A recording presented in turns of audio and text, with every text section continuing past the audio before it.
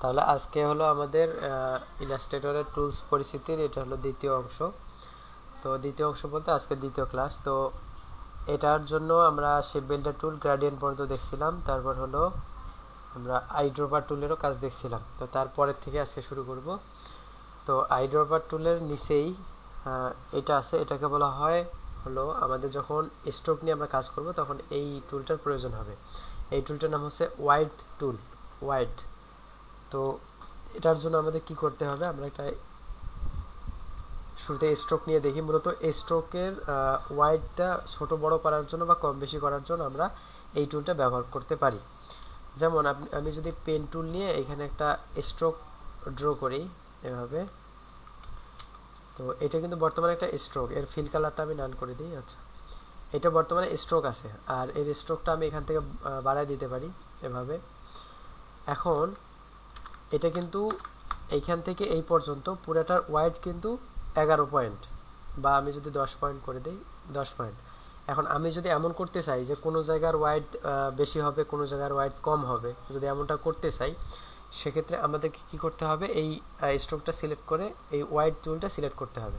Wide tool select করলে দেখবেন, আমি একটু জুম করি তাহলে স্পষ্ট হয়তো বুঝতে পারবেন। এই যে সিলেক্ট করলে দেখেন, আমি যখন মাউস পয়েন্টারটা স্ট্রোকের মধ্যে রাখতেছি তখন স্ট্রোকের যে কোর যে লাইনটা আছে, মানে মূল যে লাইনটা আছে, সেই লাইনটার মধ্যে একটা বৃত্ত, একটা পয়েন্ট দেখা যাচ্ছে।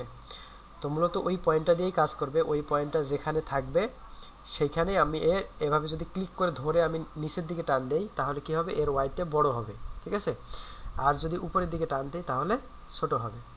আবার এই দিকে যদি ধরি, তো এই দিকে ধরলে ঠিক তার বিপরীতটা হবে, আমি উপরের দিকে টানলে এটা বড় হবে, নিচের দিকে টানলে এটা ছোট হবে, এভাবে কমে যাবে। দেখেন তাহলে চিত্রটা কেমন হলো, যে দুই দিকে মোটা হলো, মাঝখানে চিকন হলো। আবার চাইলে আমি এই জায়গাটা একটু বড় যদি করতে চাই, এখানে ক্লিক করে ধরে, আচ্ছা এখানে ক্লিক করে আমি একটু এইদিকে টান দিলাম, তাহলে দেখেন এটা একটু এই জায়গাটা মোটা হলো। তো যখন আমাদের আমাদের যদি কখনো এরকম প্রয়োজন হয় যে একটা স্ট্রোকের কখনো কোথাও মোটা কোথাও চিকন এরকম করে যদি প্রয়োজন হয়, তাহলে আমরা এই টুলটা ব্যবহার করবো। এটা হচ্ছে ওয়াইড টুল। তবে সব থেকে বেশি এই ওয়াইড টুলটা ব্যবহার করা হয় এরকম কাজে, মনে করেন যে যখন আমরা ইলাস্ট্রেশন করব কোনো একটা অবজেক্টের, কোনো একটা ইমেজের, যখন আমরা চিত্র আর্ট করতে যাব, আউটলাইন আর্ট করতে যাব, তখন এটা বেশি প্রয়োজন হয়। আর এটা করার জন্য সব থেকে যেটা জিনিস আমাদের আগে জানতে হবে সেটা হলো এই স্ট্রোকের, আমি স্ট্রোকটা একটু বাড়াই দিই তাহলে পরিষ্কার বোঝা যাবে। এটা সিলেক্ট করলাম, এখান থেকে স্ট্রোক আমি বাড়াই দিতে পারি। আচ্ছা দেখেন, এখন কিন্তু দুই মাথাই হচ্ছে আমাদের একদম সূক্ষ্ম কর্নার আছে, দুই মাথাতেই আমার কর্নার আছে। তো আমি চাইলে কিন্তু এই মাথাগুলো রাউন্ড করে দিতে পারি। কিভাবে রাউন্ড করব, স্ট্রোকটা সিলেক্ট করি, সিলেক্ট করার পরে আমি এই যে এখানে যে স্ট্রোক লেখা আছে এখানে ক্লিক করলেও হবে, কিংবা আপনি যদি উইন্ডো থেকে এখানে স্ট্রোক আছে, এই যে এখানে স্ট্রোক, এটা যদি নিয়ে আসেন তাহলেও কাজ হবে। তো এইখান থেকেও আপনি ওই কাজটা করতে পারবেন। তাহলে এটা নিয়ে আসলাম কোথা থেকে, উইন্ডো থেকে স্ট্রোক, তাহলে যে এটা আসলো।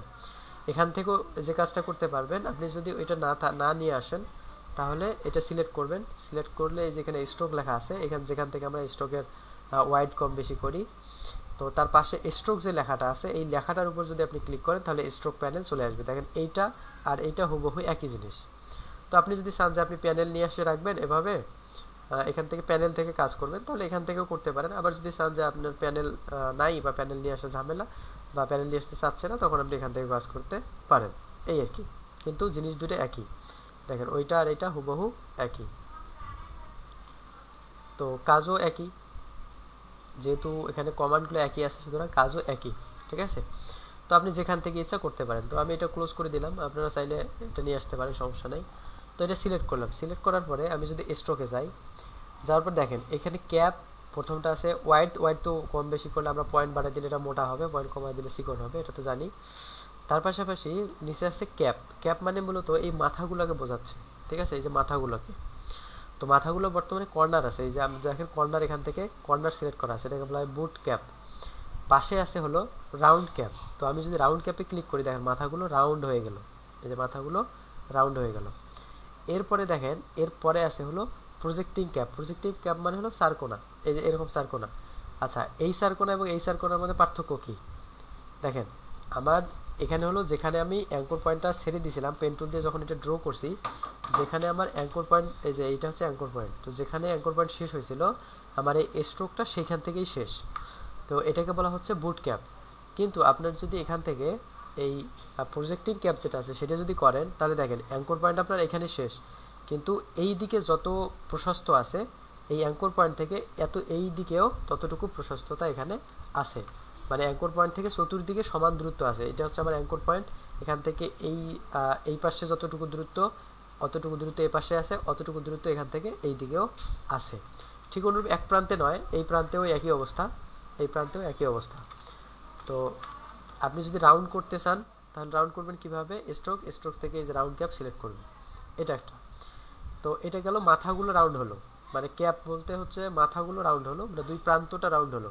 কিন্তু যখন মনে করেন আমি আবার পেন টুল নিলাম, পেন টুল নিয়ে এই যে এভাবে যখন সরাসরি রাউন্ড করব, দেখেন এভাবে যখন অ্যাঙ্গেল তৈরি করব আমি, এই যখন অ্যাঙ্গেল তৈরি করব এই ক্ষেত্রে দেখেন এই ক্ষেত্রে কিন্তু এখনও মাথাটা সূক্ষ্ম, কিন্তু যেহেতু এর প্রান্তগুলো গোলাকার বা রাউন্ড, তো সেই হিসেবে এটা রাউন্ড হলে ভালো লাগতো। তো এইটার জন্য আমাদের দ্বিতীয় যে কমান্ডটা আছে এটা ব্যবহার করতে হবে, এই যে এটাকে হচ্ছে কর্নার। তো বর্তমানে মিটার কর্নার আছে, মিটার জয়েন, এটাকে বলে মিটার জয়েন। এই যে যেভাবে কর্নার আছে এটাকে বলে মিটার জয়েন। আমি যদি পাশে ক্লিক করি এটা হবে রাউন্ড জয়েন। এই দেখেন জয়েনটা হলো রাউন্ড, আগে এই যে এমন ছিল এখন এমন হয়ে গেল, রাউন্ড হয়ে গেল। আচ্ছা, এরপরে পরেরটাতে যেতে যাই, পরেরটা আছে হলো বেভেল। বেভেল মানে হলো এই যে একটু কাটা কাটা মনে হবে, এই যে মনে হবে যে এই প্রান্তটা হয়তো কেটে দেওয়া হয়েছে, এরকম মনে হবে। তো আমি এটাকেও রাউন্ড করে দিই, এখান থেকে এটাকেও রাউন্ড করে দিই। তার নিচে আছে হচ্ছে অ্যালাইন। তো এই অ্যালাইনটা বোঝার জন্য আমি এটা ডিলিট করি, এখানে একটা শেপ নেই, এই যে এখানে একটা শেপ নিলাম। তো এই শেপের বর্তমানে কোনো ফিল কালার নাই, তো আমি একটা ফিল কালার দিই এখান থেকে। এখানে ডাবল ক্লিক করলে কালার প্যালেট আসবে, এখান থেকে আমি ভিতরে একটা কালার দিতে পারবো। আচ্ছা, তো এখন এখানে একটা জিনিস আপনারা বোঝেন যে আমি এটা সিলেক্ট করি, দেখেন আমার কিন্তু এই লাল যে শেপটা আছে, যে ফিলটা আছে, এই ফিলটা কিন্তু এত দূর পর্যন্ত আছে, ঠিক আছে, একদম এই যে নীল যে দাগটা দেখা আছে এত দূর পর্যন্ত আছে। কিন্তু এর যে 9 পয়েন্ট একটা দেওয়া আছে, বা এটাকে 10 করে দিই তাহলে হয়তো বোঝাতে সুবিধা হবে। 10 করে দিলাম।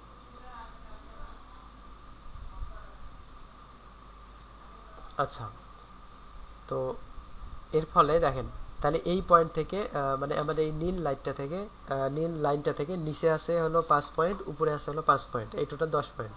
কিন্তু আমার ফিল কালারটা কিন্তু এই 5 পয়েন্ট কালো দিয়ে ঢেকে গেছে। তো আমি যদি এটাকে অ্যালাইন করতে চাই, যেমন হলো আমি অ্যালাইন বলতে এখানে মূলত বোঝাচ্ছে যে স্ট্রোকটা কোথায় থাকবে। যেটা দেয়া আছে এটা হলো অ্যালাইন স্ট্রোক টু সেন্টার, অর্থাৎ আমার এই শেপটা যেখানে শেষ সেখান থেকে ভিতরে যতটুকু আছে বাইরেও ততটুকু আছে, এটাকে বলা হচ্ছে অ্যালাইন সেন্টার। আমি যদি এটাকে অ্যালাইন স্ট্রোক টু ইনসাইড করি, তাহলে দেখেন আমার এই যে শেপটার যে প্রান্ত সেখান থেকে পুরো স্ট্রোকটাই এখন ভিতরে চলে আসলো। এতক্ষণ অর্ধেক বাইরে ছিল অর্ধেক ভিতরে ছিল, কিন্তু এখন পুরাটাই ভিতরে চলে আসলো। আর যদি আমি এখান থেকে অ্যালাইন স্ট্রোক আউটসাইড করে দেই তাহলে পুরা আমার স্ট্রোকটাই বাইরে চলে যাবে। দেখেন নীল দাগটা কিন্তু আমার কম বেশি হচ্ছে না, নীল দাগটা যেখানে থাকার সেখানেই থাকতেছে, শুধুমাত্র স্ট্রোকটা এই যে বর্তমানে আছে আধা আধি, বাইরে অর্ধেক ভিতরে অর্ধেক, এখন হচ্ছে পুরাটাই ভিতরে, এখন পুরাটাই বাইরে, এটা করতে পারি। আচ্ছা, তো এরপরে যেটা আছে সেটা হলো আমার ড্যাশ লাইন। তো ড্যাশ লাইনটা একটু দেখাই, এটা সিলেক্ট করলাম, সিলেক্ট করার পর এখানে আচ্ছা এখানে গেলাম, যার পরে এই যে ড্যাশ লাইন, আপনার যদি মনে হয় যে এই স্ট্রোকটা আপনি আসলে ড্যাশ লাইন নেবেন না, স্ট্রোকটা আপনার এই যে প্লেন এরকম লাইন নেবেন না, স্ট্রোক আপনার ড্যাশ লাইন প্রয়োজন, সেক্ষেত্রে ড্যাশ লাইন। স্যার, জি, আচ্ছা লাইনগুলো যে আপনার মাঝখানে আসতেছে, আপনার হচ্ছে একবারে ভিতরে যাচ্ছে বাইরে যাচ্ছে, তা এটার কাজটা মূলত কি? আচ্ছা দেখেন এটার মূলত কাজ হবে কখন, যে যখন আপনারা শেপ নিয়ে কাজ করতে যাবেন, মনে করেন যে যদি আপনার এরকম প্রয়োজন হয় কখনো, বিশেষ করে এটা একটা ক্ষেত্রে লাগতে পারে, যেমন হলো যে আমি একটা জিনিস দেখাই, ধরেন যে একটা সার্কেল এখান থেকে আঁকলেন, এই যে একটা সার্কেল, তো এর একটা আমি কালার দেই, এটাকে আই ড্রপার টুল দিয়ে এটার মতো করে নিলাম। আচ্ছা, তো এখানে কিন্তু আপনার এই স্ট্রোক ভিতরে অর্ধেক আছে। এখন যখন আপনি ধরেন যে এটার একটা মাপ নিছেন, ধরেন এটা একটা এখান থেকে মাপ দিয়ে দেই, ধরেন যে 150 পয়েন্ট। আচ্ছা, তো এই যে বৃত্তটা আছে 150 পয়েন্ট করে চতুর্দিকে থাকলো, ঠিক আছে। এখন এটা কিন্তু বর্তমানে শেপ আছে, স্ট্রোক আছে, তো আপনি যখন এটাকে অবজেক্ট করবেন, আচ্ছা আমি একটু কপি করে রাখি। তো এটাকে যখন আমি এখান থেকে এক্সপান্ড করে দিব, এক্সপান্ড করলাম, তখন কি হলো জানেন? আমি এটাকে একটু আনগ্রুপ করি, আনগ্রুপ করে দেখাই। দেখেন এতক্ষণ এই অবস্থায় কি ছিল, আমার কিন্তু এই লাল বৃত্তটা, দেখেন আমি যদি একটু কন্ট্রোল ওয়াই দেই, তাহলে আউটলাইন যদি দেখতে চাই, এটা কিন্তু আমার স্ট্রোক। তার মানে কি, আমি যদি এই যে এই লালটাকে শুধু ধরি, এই লালটাকে যদি শুধু ব্যবহার করি, তাহলে কিন্তু আমি পূর্ণাঙ্গ 150 পয়েন্ট ব্যবহার করতে পারতেছি না।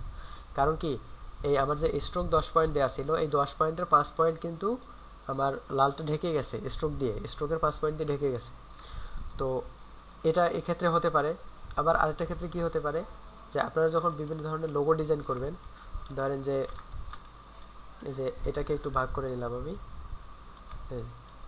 এখন এরকমটা হতে পারে যখন আপনি এটা শেপ বিল্ডার টুল নেন, শেপ বিল্ডার টুল নিয়ে এই যে এটাকে একটা করে দিলেন। আচ্ছা, এরকম যখন করলেন তখন দেখেন যে এখানে কি হলো, আপনার অর্ধেক স্ট্রোক এই যে এখানেও থাকলো, এখানেও থাকলো, ঠিক আছে? এই যে দেখেন, তার মানে আপনার অর্ধেক স্ট্রোক দিয়ে ঢেকে গেছে। তো এটা যদি আপনি আউটসাইডে নেন, এখান থেকে এটা যদি আউটসাইডে নেন, তাহলে কিন্তু আপনার এই যে লাল যে বৃত্তটা আছে, লাল বৃত্তটা সম্পূর্ণটাই কিন্তু 150 পয়েন্ট ছিল। এই 150 পয়েন্ট তখন আপনি ব্যবহার করতে পারতেন, ঠিক আছে? সেটা মুভ হয়ে গেছে। এটা তো আর বর্তমানে ইয়া নাই, আমি এটা যেহেতু এক্সপান্ড করে ফেলছি, মানে শেপ বেলের টুল ব্যবহার করছি, এই কারণে এটা এক্সপান্ড হয়ে গেছে। তো এরকম ক্ষেত্রেও হতে পারে। তো এই কারণে মাঝে মাঝে দেখা গেলো বিভিন্ন ধরনের লোগো ডিজাইনের ক্ষেত্রে এই বিষয়টা আপনার প্রয়োজন হতে পারে। এছাড়াও একটা কী ধরনের শেপ আছে এরকম বাঁকা, ওইটা তৈরি করার জন্য এরকম লাগে। তো আপাতত এটা জেনে রাখেন, পরবর্তীতে যখন ব্যবহার আসবে তখন বুঝবেন যে আসলে এটা কেন ব্যবহার হচ্ছে, ঠিক আছে? আচ্ছা, এরপর যেটা বলছিলাম সেটা হলো ড্যাশ লাইন। যদি আপনাদের কখনো এই মনে হয় যে আমার স্ট্রোকটাকে ড্যাশ করার দরকার বা ডট ডট লাইন করা দরকার, সেক্ষেত্রে আপনি স্ট্রোকটা সিলেক্ট করেন, সিলেক্ট করার পর স্ট্রোক, স্ট্রোক থেকে এই যেখানে ড্যাশ লাইন আছে, ড্যাশ লাইনে ক্লিক করেন, তাহলে এটা ড্যাশ হয়ে গেল। আর স্ট্রোকটা বেশি বড় জন্য ড্যাশটা ভালো বোঝা যাচ্ছে না, আমি এটা একটু কমাই দিই। আচ্ছা, 3 পয়েন্ট দিলাম।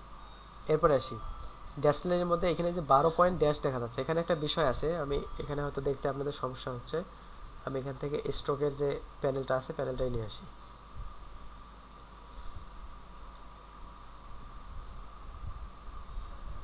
স্ট্রোক প্যানেল, আচ্ছা দেখেন, এই যে এখানে ড্যাশ লাইনে যখন আমি টিক দিলাম তখন আমার এটা ড্যাশ হয়ে গেল, ঠিক আছে? ড্যাশ হওয়ার পরে আচ্ছা এটাকে সিলেক্ট করতে হবে, সিলেক্ট করে এই যে এখান থেকে ড্যাশ তুলে দিতে পারি, আবার ড্যাশ দিতে পারি। এরপরে দেখেন এখানে ড্যাশ আছে 12 পয়েন্ট। এই 12 পয়েন্ট কিন্তু হচ্ছে এই যে কালো যে অংশগুলো দেখা যাচ্ছে, এই কালো অংশটাই হচ্ছে 12 পয়েন্ট, আর মাঝখানে গ্যাপ আছে হলো 12 পয়েন্ট। তো এখানে একটা জিনিস আছে দেখেন, ড্যাশ গ্যাপ আবার ড্যাশ আবার গ্যাপ আবার ড্যাশ আবার গ্যাপ, মানে 3টা ড্যাশ আছে, 3টা গ্যাপ আছে। তো আপনি কিন্তু এগুলোকে কাস্টম ভাবে সাজাতে পারেন। তো এখানে যেহেতু একবার যদি আপনি এখানে, যেমন আমি ধরেন যে এখানে 5 দিলাম, 5 পয়েন্ট, তারপর এখানে গ্যাপ দিতে পারি হলো 5 পয়েন্ট, এই যেভাবে গ্যাপ দিলাম 5 পয়েন্ট, ঠিক আছে? তো স্ট্রোকটা বেশি, তো আর দেখা গেলো যে গোলাকার করে দেওয়া, সেই কারণে হয়তো বোঝা যাচ্ছে না।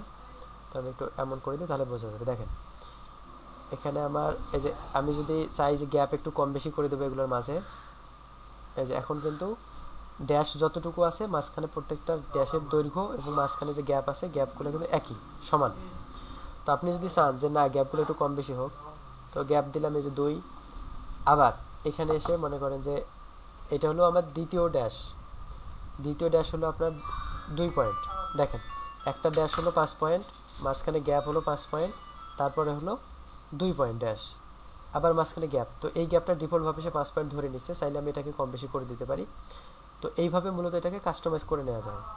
আপনি যদি এভাবে চান, বলেন যে এটা আবার দিবেন একটু বড় 8 পয়েন্ট, এটা আবার দিলেন একটু কম, এভাবে এরকম দিলেন। তো এইভাবে কিন্তু দেখেন প্রথমটা হলো আমার 5 পয়েন্ট, এই যে বড় যেটা দেখা যাচ্ছে এটা হলো 5 পয়েন্ট, গ্যাপ হলো তারপরে 5 পয়েন্ট, এই যে 5 পয়েন্টের পরে 5 পয়েন্ট গ্যাপ, তারপরে হচ্ছে 1 পয়েন্ট ড্যাশ, তারপরে 1 পয়েন্ট গ্যাপ, তারপরে 1 পয়েন্ট, এইভাবে মূলত এই ড্যাশটা তৈরি হলো। তো আপনারা এভাবে কাস্টমাইজ করে নিতে পারেন। আবার যদি চান যে আমার এত ঝামেলার দরকার নেই, আমি ক্লিন শুধুমাত্র একটাই রাখবো, এগুলো আমার এতগুলো ভ্যালুর দরকার নেই, তো এগুলো আপনি তুলে দিবেন, সিম্পলি এগুলো তুলে দিবেন, এগুলো লাগবে না।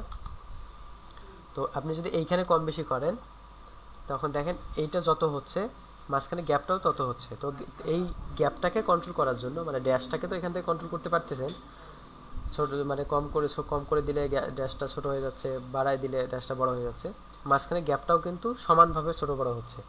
তো এই কারণে আপনি কি করতে পারেন, গ্যাপটাকেও একটু এখান থেকে কম বেশি করতে পারেন। এখন দেখেন 1 পয়েন্ট গ্যাপ, মাঝখানে 1 পয়েন্ট গ্যাপ, আর এখানে যদি গ্যাপটা দেন আপনি 2 পয়েন্ট, আবার মনে করেন যে এখানে একটা ড্যাশ দিলেন হলো 4, তো দেখেন এইভাবে এই গ্যাপটা হলো আপনার 14 পয়েন্ট, মাঝখানে 14 পয়েন্ট গ্যাপ, আবার এখানে হলো 4 পয়েন্ট, ঠিক আছে। এইভাবে এটাকে কাস্টমাইজ করে নিতে পারেন। এখানে আবার দুইটা আছে, একটা হচ্ছে মানে হলো উল্টা দিকে আর একটা হলো সোজা দিকে, এই আর কি। মানে এরকম করলে দেখেন এখানে যেমন হচ্ছে, আমি যদি এটাতে ক্লিক করি ঠিক তার উল্টে যাবে, মানে একটু দিকটা চেঞ্জ হয়, ডিরেকশনটা চেঞ্জ হয়, আর কিছু না। আর এখানে একটা জিনিস আছে লিমিট, মানে হলো আপনি লিমিটটা বাড়াই দেন, তো এই লিমিটটা আপাতত এটার কোনো কাজে লাগতেছে না, এই ক্ষেত্রে কাজে লাগবে ওটা। এরপর আছে অ্যারো, আপনি যদি চান যে এই ড্যাশগুলোতে অ্যারো ব্যবহার করবেন, সেক্ষেত্রে এই অ্যারোগুলোতে ক্লিক করলে দেখেন যেখানে গিয়ে শেষ হলো, এদিক থেকে শুরু করে এখানে গিয়ে শেষ হলো, এখানে একটা অ্যারো আসছে। আর যদি এটাতে ক্লিক করি তাহলে দেখেন অ্যারো আসছে। আবার অ্যারোটা আপনি চাইলে চেঞ্জ করে দিতে পারেন, মানে ডিরেকশন বোঝানোর জন্য মাঝে মাঝে এটা আপনার প্রয়োজন হতে পারে, যে এখান থেকে এসে এখানে শেষ হবে। তো এরকম বোঝানোর ক্ষেত্রে আপনি এই অ্যারোগুলো ব্যবহার করতে পারেন। তারপরে যে অ্যারোর যে সিস্টেম আছে দেখেন, এটা হচ্ছে একদম অ্যাঙ্কর পয়েন্টটাতে এসে শেষ হয়ে গেছে, আর এটা হলো এর যে গোড়াটা আপনার অ্যাঙ্কর পয়েন্টে আছে। তো এগুলো খুব একটা বেশি লাগবে না, এগুলো এমনিতে একটু দেখে নিতে পারেন। আর এটা হচ্ছে স্কেল, যে আপনি এই যে ড্যাশগুলোকে কম করবেন না ছোটো করবেন, তার স্কেল এটা। তো 100% এখানে থাকাটাই ভালো, 100%ই থাক। আর এটা হচ্ছে আপনার এই ড্যাশগুলো, মূলত এটা স্ট্রোকেরই কাজ, যে স্ট্রোকটা কেমন হবে। আর ওইটা আমি এভাবে দেখাই তাহলে আপনাকে। মনে করেন যে এখান থেকে আমি এখান থেকে পেন টুল নিয়ে এখানে একটা এয়ার ড্র করলাম, একটা শেপ ড্র করলাম, তো এখানে ফিল কালারটা আমি ক্লোজ করে দিলাম, তাহলে শুধুমাত্র আউটলাইনটা থাকলো। আউটলাইনটা ড্যাশ আসতেছে, তো ড্যাশটা আমি তুলে দেওয়ার জন্য এটা এখানে ক্লিক করবো, তাহলে এটা প্লেন একটা লাইন হয়ে যাবে। এটা একটু বাড়াই দেই, যদি এখান থেকে ওয়াইড থেকে আমি এটা একটু বাড়াই দিতে পারি। মূলত এই যে প্রোফাইলের জিনিসটা হলো, আপনি যদি এমন দেন, এটা কি দুই দিকে চিকন মাঝখানে মোটা, তো দেখেন এই আউটলাইনটাই দুই দিকে চিকন মাঝখানে মোটা হয়ে গেল। আবার পরেরটা কি আছে, পরেরটা আছে দেখেন একবার মোটা আবার চিকন আবার মোটা, তো অনেকটা এরকম হয়ে গেল। তো এখান থেকে আপনারা বিভিন্ন আকৃতি এটার পরিবর্তন করতে পারেন, দুই দিকে সুচালো হলো, এটার একদিকে মোটা একদিকে ধীরে ধীরে চিকন, ঠিক আছে। এইরকমটা ব্যবহার করার প্রয়োজন হতে পারে আপনাদের। আবার এটা হচ্ছে এরকম সিলেক্ট করতে হবে আগে, তো এটা করতে পারেন। এখানে আরেকটা আছে এরকম।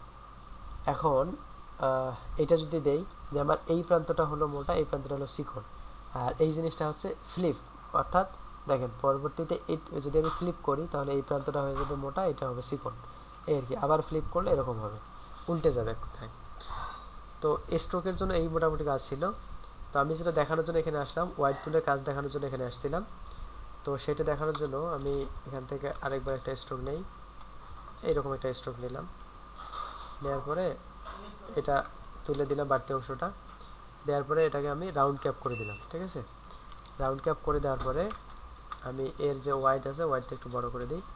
মাঝে মাঝে আপনাদের প্রয়োজন হতে পারে যে এর এই মাথাটা একটু চিকন থাক, তার জন্য আপনি এখান থেকে যে হোয়াইট টুলটা সিলেক্ট করবেন, এর শর্টকাট আছে, শর্টকাট হলো শিফট ডব্লিউ। তো এটা করার জন্য এখান থেকে এই প্রান্তটা আছে, এই প্রান্তটা একটু চিকন করে দিতে পারেন, অল্প একটু চিকন করে দিলেন, তাহলে যে এরকম হয়ে গেল।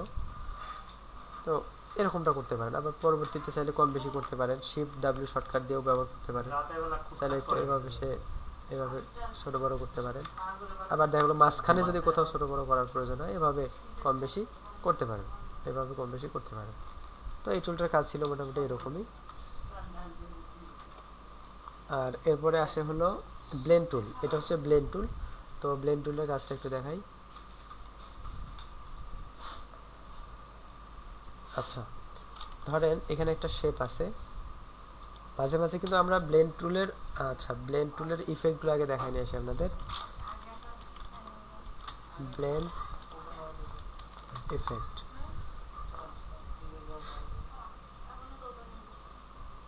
Blend effect Illustrator.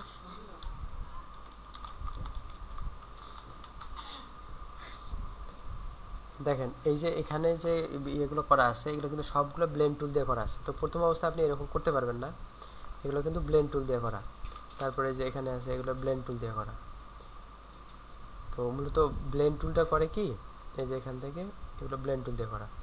যাই হোক, তো ধরেন যে এখানে একটা শেপ আছে, এই যে এটা কালারটা একটু চেঞ্জ করে দিই। ধরেন যে এটা হচ্ছে এই কালার, এই যে আউটলাইন আছে, আউটলাইনটা আমি চেঞ্জ করে দিই। ওকে, এটা হচ্ছে সবুজ কালার। এখন এটাকে আমি কপি করে নিলাম, অল্টার শেপে ধরে মাউসে ক্লিক করে ড্র্যাগ করলে এটা কপি হবে। কপি করে এটাকে ছোট করে দিলাম, ছোট করে এর একটু কালারটা চেঞ্জ করে দিলাম।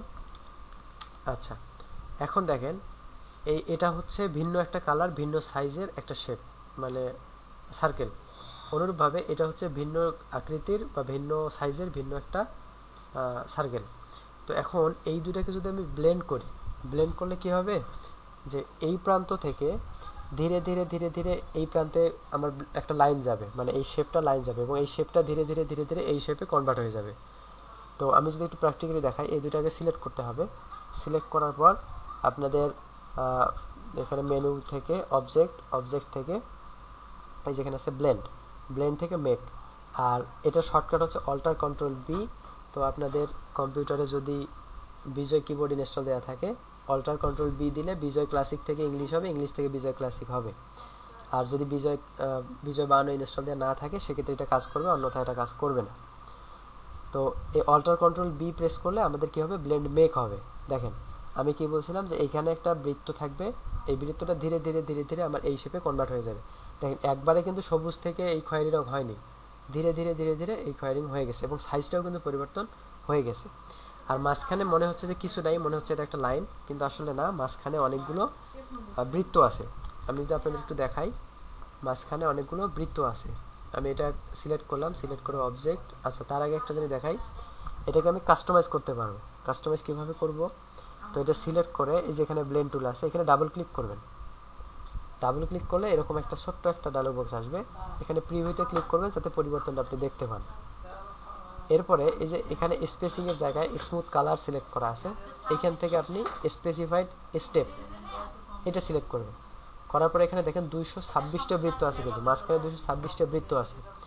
আপনি এটাকে কমায় দেন, এটাকে আমি 20 দেই, 20 দিয়ে রিভিউ দেখি। দেখেন এখন কিন্তু 20টা বৃত্ত বোঝা যাচ্ছে। আর একটু কমাই নিয়ে আসি, দেখেন এখন কিন্তু বোঝা যাচ্ছে। এখন মাঝখানে শুধুমাত্র একটা বৃত্ত, যদি 2টা করে দেই তাহলে 2, মানে মূলত 1 2 ধাপে এটা পরিবর্তনটা হবে। এভাবে যতই বাড়াবো তত এটা এভাবে বড় হতেই থাকবে, বেশি হতেই থাকবে, ঠিক আছে? এরকম একটা সিস্টেম হচ্ছে। তো এটা শুধু যে বৃত্তর ক্ষেত্রে হবে তা না, যে কোনো শেপ, যে কোনো অবজেক্টের ক্ষেত্রে এটা হবে।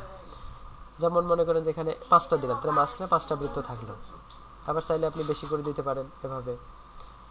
আচ্ছা, অনেক সময় আমরা কি করি, যে এটাতে হাফ টোন তৈরি করি। এখন হাফ টোন জিনিসটা কি, মনে করেন আমি যদি এখানে হাফ টোন লিখে সার্চ দিই,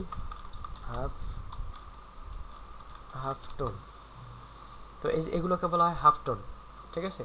এগুলো বিভিন্ন রকম ডিজাইনে এগুলো আপনারা ব্যবহার করতে পারেন। আপনারা কোনো একটা ব্যাকগ্রাউন্ডকে সুন্দর করার জন্য, তারপর হচ্ছে টি শার্ট ডিজাইনে এই হাফ টোনগুলো ব্যবহার করা হয় মাঝে মাঝেই, ঠিক আছে?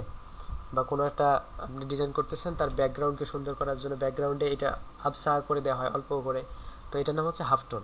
তো এইটাই মূলত তৈরি করা হয় এই ব্লেন্ড টুলের সাহায্যেই।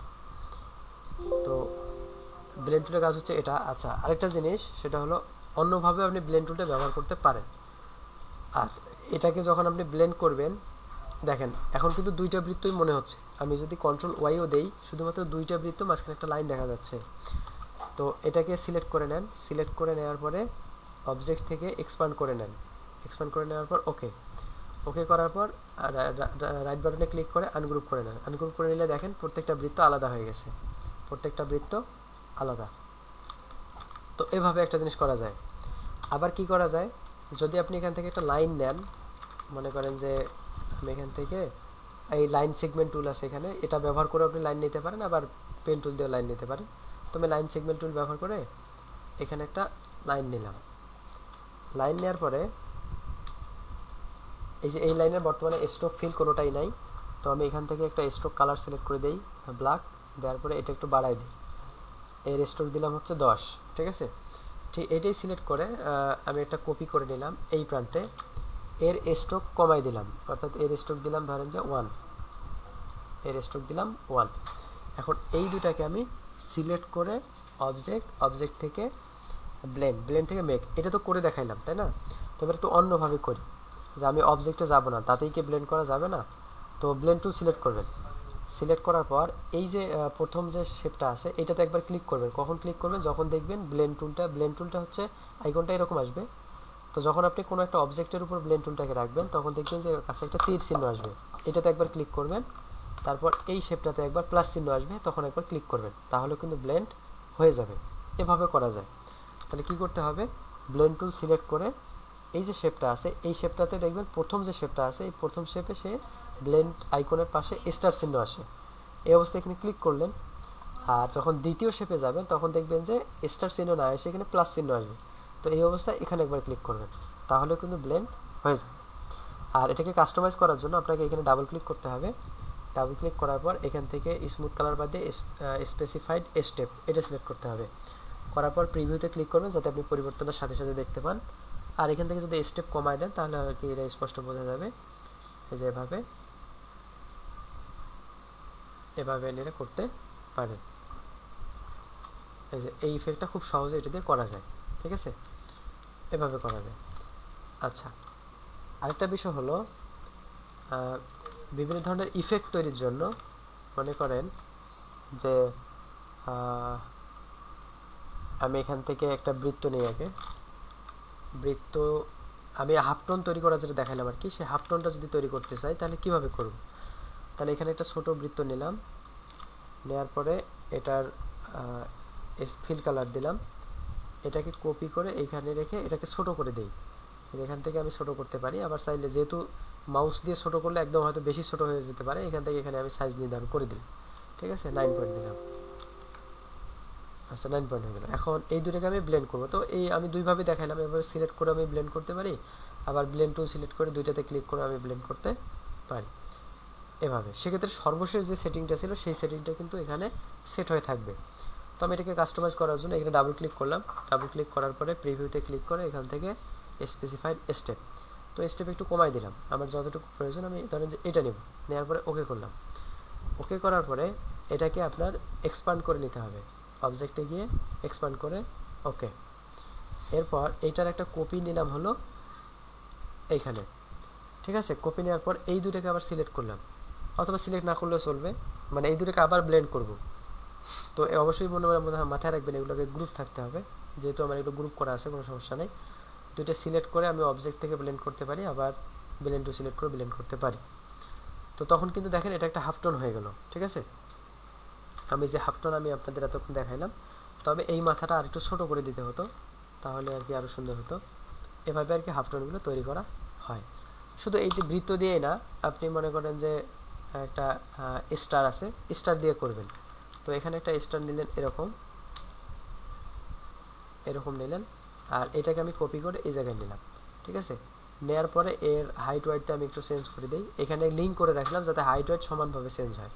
তো এটা একটু ছোটো করে দিই, এরকম একদম ছোটো করে দিলাম, একদম ছোটো করে দিলাম। এরপর এটা সিলেক্ট করি, সিলেক্ট করার পর অবজেক্ট থেকে ব্লেন্ড করতে পারি, তার আগে এটাকে সেন্টারে নিতে হবে। বর্তমানে এটা কিন্তু সেন্টারে নিতে এক কর্নারে গিয়ে আছে। তো আমি এটাকে এখান থেকে অ্যালাইন সিলেকশন করলাম, করার পরে যে সেন্টার অ্যালাইন দিলাম। অ্যালাইন বিষয়ে বলবো বিস্তারিত, সমস্যা নেই। তো আমার এটা থাকলো বড়, এটা আরেকটু ছোট করে দিই। আচ্ছা, এটা সিলেক্ট করি, করার পরে অবজেক্ট থেকে ব্লেন্ড টুলে যেতে পারি, ঠিক আছে?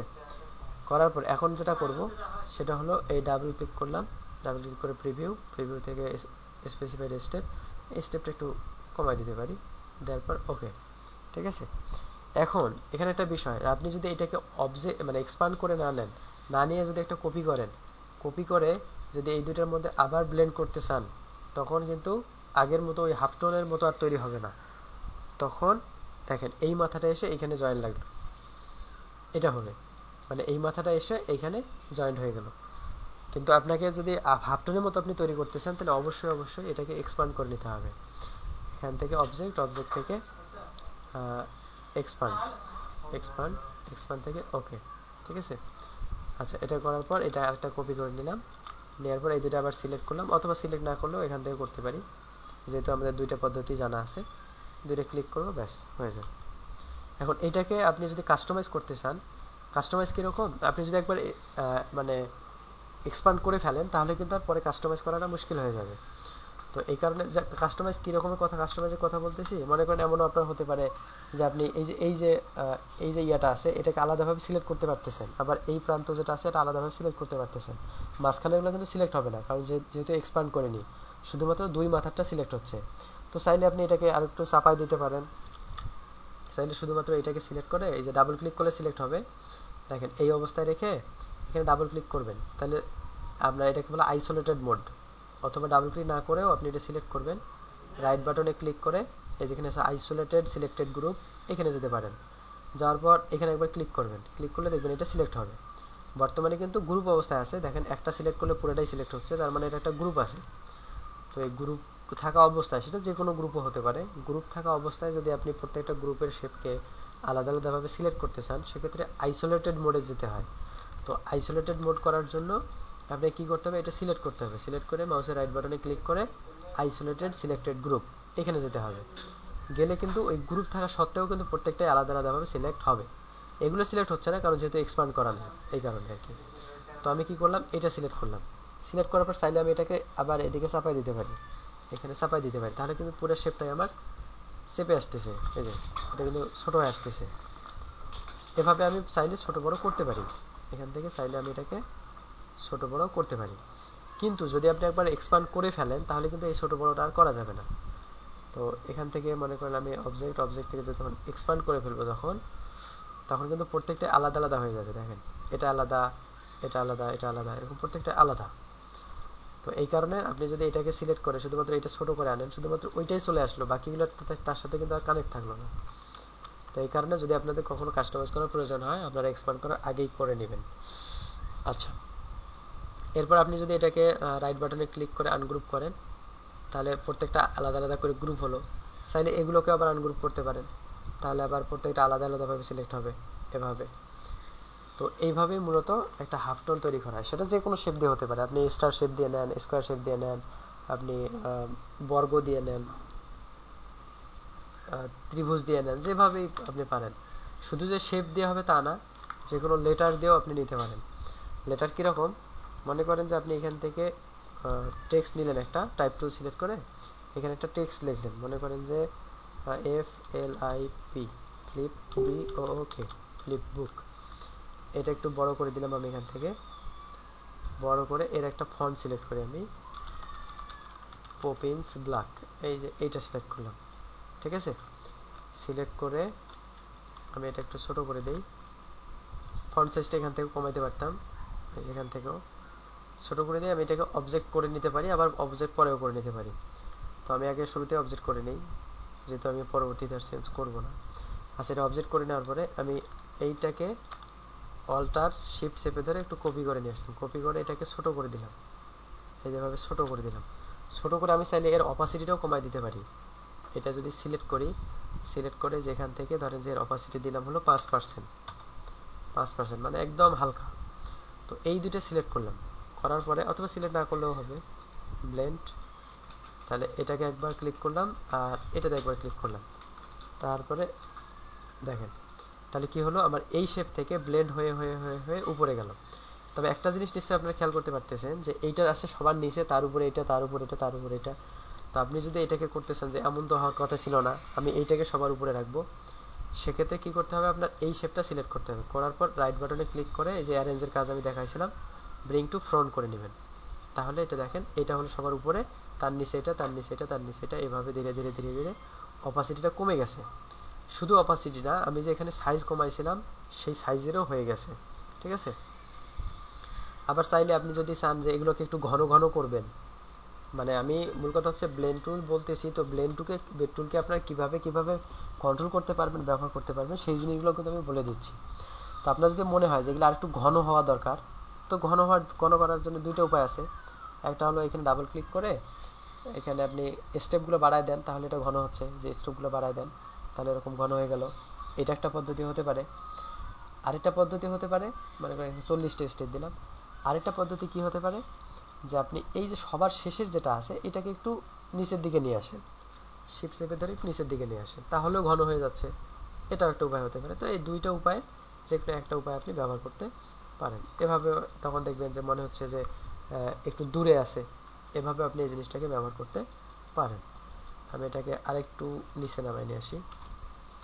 আর এখানে যদি আমি এটাকে স্টেপগুলো আরেকটু বড় করে দিই তাহলে দেখেন কেমন লাগে। আমি একটু স্টেপগুলো আরেকটু বেশি করে দিই।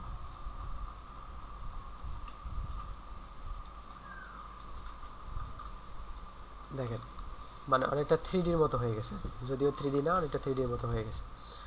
তো চাইলে আপনি এমনটা করতে পারেন। এখন এখানে আপনি যদি এটা সিলেক্ট করেন, সিলেক্ট করার পরে অবজেক্ট, অবজেক্ট থেকে এক্সপান্ড, এক্সপান্ড থেকে তারপর ওকে, তাহলে কিন্তু এখানে এখানে ফ্লিপ বুক লেখাটা কিন্তু অনেক কয়বার আছে, যতগুলো স্টেপ আছে ততবারই আছে। আমি যদি এটা একটা আপনি আনগ্রুপ করেন, আনগ্রুপ করলে দেখতে পাবেন এই দেখেন কতগুলো ফ্লিপ বুক লেখা আছে এখানে, অসংখ্য ফ্লিপ, মানে যতগুলো স্টেপ দিয়েছি আমি ততগুলো ফ্লিপ বুক লেখা আছে।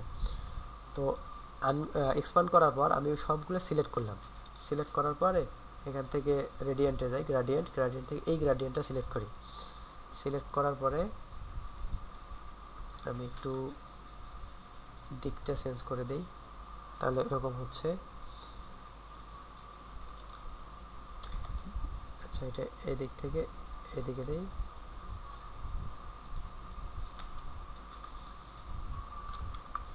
আচ্ছা আমি আনডু করি, এরকম হলো। এখন এইটা ধরে আপনি এটাকে ব্ল্যাক করে দেন, এটাকে পিওর ব্ল্যাক করে দেন, তাহলে দেখেন এরকম একটা ইফেক্ট চলে আসলো।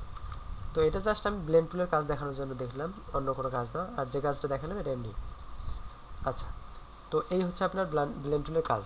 ব্লেন্ড টুল দিয়ে আরও কী করতে পারেন, আরেক ব্লেন্ড টুলে আরেকটা সুন্দর কাজ আছে, সেটা হলো মনে করেন আপনি এখান থেকে এবার একটা আমি স্কোয়ার শেপ নিই, লাইন সেগমেন্ট টুল থেকে এখানে স্কোয়ার শেপ নেব। তো রেক্টেঙ্গেল টুল সিলেক্ট করে শিফট চেপে ধরে আমি একটা স্কোয়ার এঁকে নিলাম। তো এটা গ্রাডিয়েন্ট কালার আসতেছে, গ্রাডিয়েন্ট থেকে এটাকে আমি নর্মাল কালার দিলাম। তো এটাকে আমি এখানে ধরে আমি এখানে ঘোরাতে পারি, এটাকে রোটেট করতে পারি, এই কর্নারে ধরে শিফট চেপে ধরে আমি এটাকে ঘোরাতে পারি। অথবা দেখেন কত ডিগ্রি অ্যাঙ্গেলে ঘুরতেছে, তো এটা হচ্ছে 45 ডিগ্রি অ্যাঙ্গেলে ঘুরতেছে। তো রোটেট করার জন্য এই রোটেট টুলও দেখাইছিলাম আমি, সেটা দিয়েও রোটেট করতে পারেন, কোনো সমস্যা নাই। আচ্ছা এটাকে রোটেট করার পরে আমি এখানে একটা রাখলাম, এখানে একটা রাখলাম, আর এটার সাইজটা একটু ছোট করে দিই, 41 আছে, এটাকে 20 করে দিই, অর্ধেক, অথবা আরও কমাই দিতে পারি,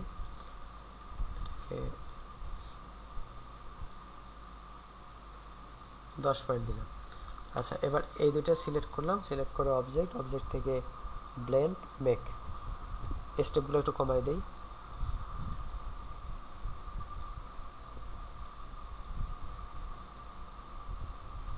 এরকম থাকলো, ঠিক আছে, ওকে। আচ্ছা এটা ছোট হয়ে গেছে, আপনাদের বুঝতে সমস্যা হবে, তো এটা আমি বড় করে দেওয়ার জন্য সাইড এইভাবে লম্বভাবে নিলাম, নেওয়ার পর এইটাকে মানে এই যে ছোট যেটা আছে এই যে এই প্রান্তে, এটা ডাবল ক্লিক করলেও আপনার আইসোলেটেড মোড অন হবে, অথবা আপনি চাইলে এভাবে এটাকে সিলেক্ট করতে পারেন, যে আইসোলেটেড মোডে আছে বর্তমানে। তো এই অবস্থায় আমি কী করবো, শিফট চেপে ধরে একদম শেষ প্রান্তে নিয়ে আসলাম, নিয়ে আসার পর এখন এটা আমি স্টেপগুলো বাড়াই দিতে পারবো, যেহেতু গ্যাপ বেশি হলো। তাহলে এখানে ব্লেন্ড টুল ডাবল ক্লিক করলাম, প্রিভিউ, এর 5টা স্টেপ আছে, স্টেপগুলো আমি এখন একটু বাড়াই দিতে পারি, 10টা দিলাম, ওকে। এখন দেখেন, এখন আপনি এখানে যে কোনো একটা পেন টুল ব্যবহার করে একটা যদি লাইন নেন, এরকম করে একটা স্ট্রোক নেন, তাহলে যে এইরকম স্ট্রোক নেবেন। আচ্ছা দাঁড়ান, এই যে এইরকম স্ট্রোক নেবেন, ঠিক আছে, বাহ। তো এটা শুধুমাত্র ফিল কালার আছে, স্ট্রোক কালার নাই। তো এটার জন্য আপনি এই কর্নারে ক্লিক করলে ফিল কালারটা স্ট্রোক কালার হয়ে যাবে, এরকম হয়ে যাবে। এখন আপনি চাচ্ছেন যে এই যে আপনার এখানে যে ব্লেন্ড করা অংশটা আছে, এই অংশটা যেন এরকম বাঁকা হয়ে যায়, তার কারণে কী করতে হবে, দুইটাই সিলেক্ট করবেন, করার পরে অবজেক্ট, অবজেক্ট থেকে ব্লেন্ড, ব্লেন্ড থেকে এই যে রিপ্লেস স্পাইন, এখানে ক্লিক করবেন। তাহলে এই যে এখানে যে সোজা ইয়েটা ছিল সেটা কিন্তু এই লাইনটার মধ্যে, স্ট্রোকটার মধ্যে রিপ্লেস হয়ে গেল, মানে এটা এখানে চলে গেছে, স্থানান্তরিত হয়ে গেছে। দেখেন ছিল কেমন, এই যে এরকম ছিল। তো যখন আমি এটা সিলেক্ট করে অবজেক্ট, অবজেক্ট থেকে ব্লেন্ড, ব্লেন্ড থেকে রিপ্লেস স্পাইন, তাহলে কি হলো যে আমার এখানে যে ব্লেন্ড করা যে শেপটা ছিল সেটা এই স্ট্রোকটার মধ্যে রিপ্লেস হয়ে গেল। এখন আমি এটাকে কন্ট্রোল করতে পারবো, সমস্যা নেই। এখনও চাইলে আমি এখান থেকে এটাকে নিয়ন্ত্রণ করতে পারি। তারপর চাইলে এইভাবে করতে পারেন, আপনার যেমন ইচ্ছা আর কি, ঠিক আছে। তো যেহেতু এখনও এক্সপান্ড করিনি, তার মানে এটাকে এখনও কী করা যাবে, কাস্টমাইজ করা যাবে। আমি এটা যদি এভাবে ঘুরাই দেই, তাহলে সবগুলো এভাবে ঘুরে যাবে, ঠিক আছে। এরকমটা আমরা করতে পারি। তো এই ছিল মোটামুটি ব্লেন্ড টুলের কাজ। তো ব্লেন্ড টুল মূলত হাফ টোনের কাজে ব্যবহার করা হয়। আরও বিভিন্ন ধরনের ফ্লোরাল কিছু ডিজাইন আছে, এই ডিজাইনগুলো করার জন্য ব্যবহার করা হয়। আমি যদি আপনাদেরকে একটা জিনিস দেখাই, যে behance.net,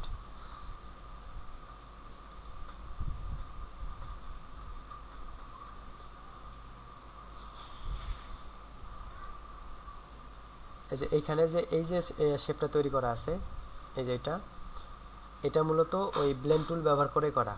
এই যে এটা, তো ব্লেন্ড টুল ব্যবহার করা আছে, সাথে ট্রান্সফর্ম করা আছে, এই দুইটা কাজ এখানে করা আছে। তো এই ধরনের সুন্দর সুন্দর কিছু ডিজাইন আপনার ব্লেন্ড টুল দিয়ে করতে পারবেন। আচ্ছা, আর এই যে হাফটোনের কথা যেটা দেখালাম, হাফটোন এটা তো করা যায়ই, এই ট্রান্সপারেন্ট হাফটোন বা অন্যান্য যে হাফটোনগুলো আছে, এই হাফটোনগুলো ওই ইয়ার মধ্যেই ব্যবহার করা যায়। স্যার ওই যে আরেকটা যে ছিল মাঝখানে বড় বৃত্ত আর চতুর্দিকে আর কি বৃত্ত আকারে হ্যাঁ সাইড হ্যাঁ দিয়ে আর কি হ্যাঁ, ছোট ছোট হয়ে যাচ্ছে আর কি, ওইটা কেমন করে করেছে? ওইটা ছিল কি, যে এখানে ছোট একটা বৃত্ত নেওয়া হয়। মনে করেন যে এখানে ছোট একটা বৃত্ত নেবেন, বৃত্ত নিয়ে এর স্ট্রোক দিলেন, স্ট্রোকটাকে ড্যাশ করে দেওয়া হয়। এই যেখানে স্ট্রোক থেকে ড্যাশ, তো ড্যাশগুলো এমনভাবে দেওয়া হয় যেন ড্যাশগুলো বৃত্ত দেখা যায়। তো আমি এটাকে স্ট্রোকটা একটু বাড়াই দিই। তো এখানে যাই, যাওয়ার পর এই যে রাউন্ড ক্যাপ নেই, নেওয়ার পরে যে 14 পয়েন্ট আছে না, এটাকে একটু কমাই দিই। তারপরে যে এগুলোকে 0 দিলে তো কাজ হবে না, এটাকে 1 দিই। গ্যাপ গ্যাপ আমি যেভাবে দিব একটু কমাই দিই। আচ্ছা, এটা তুলে দিই।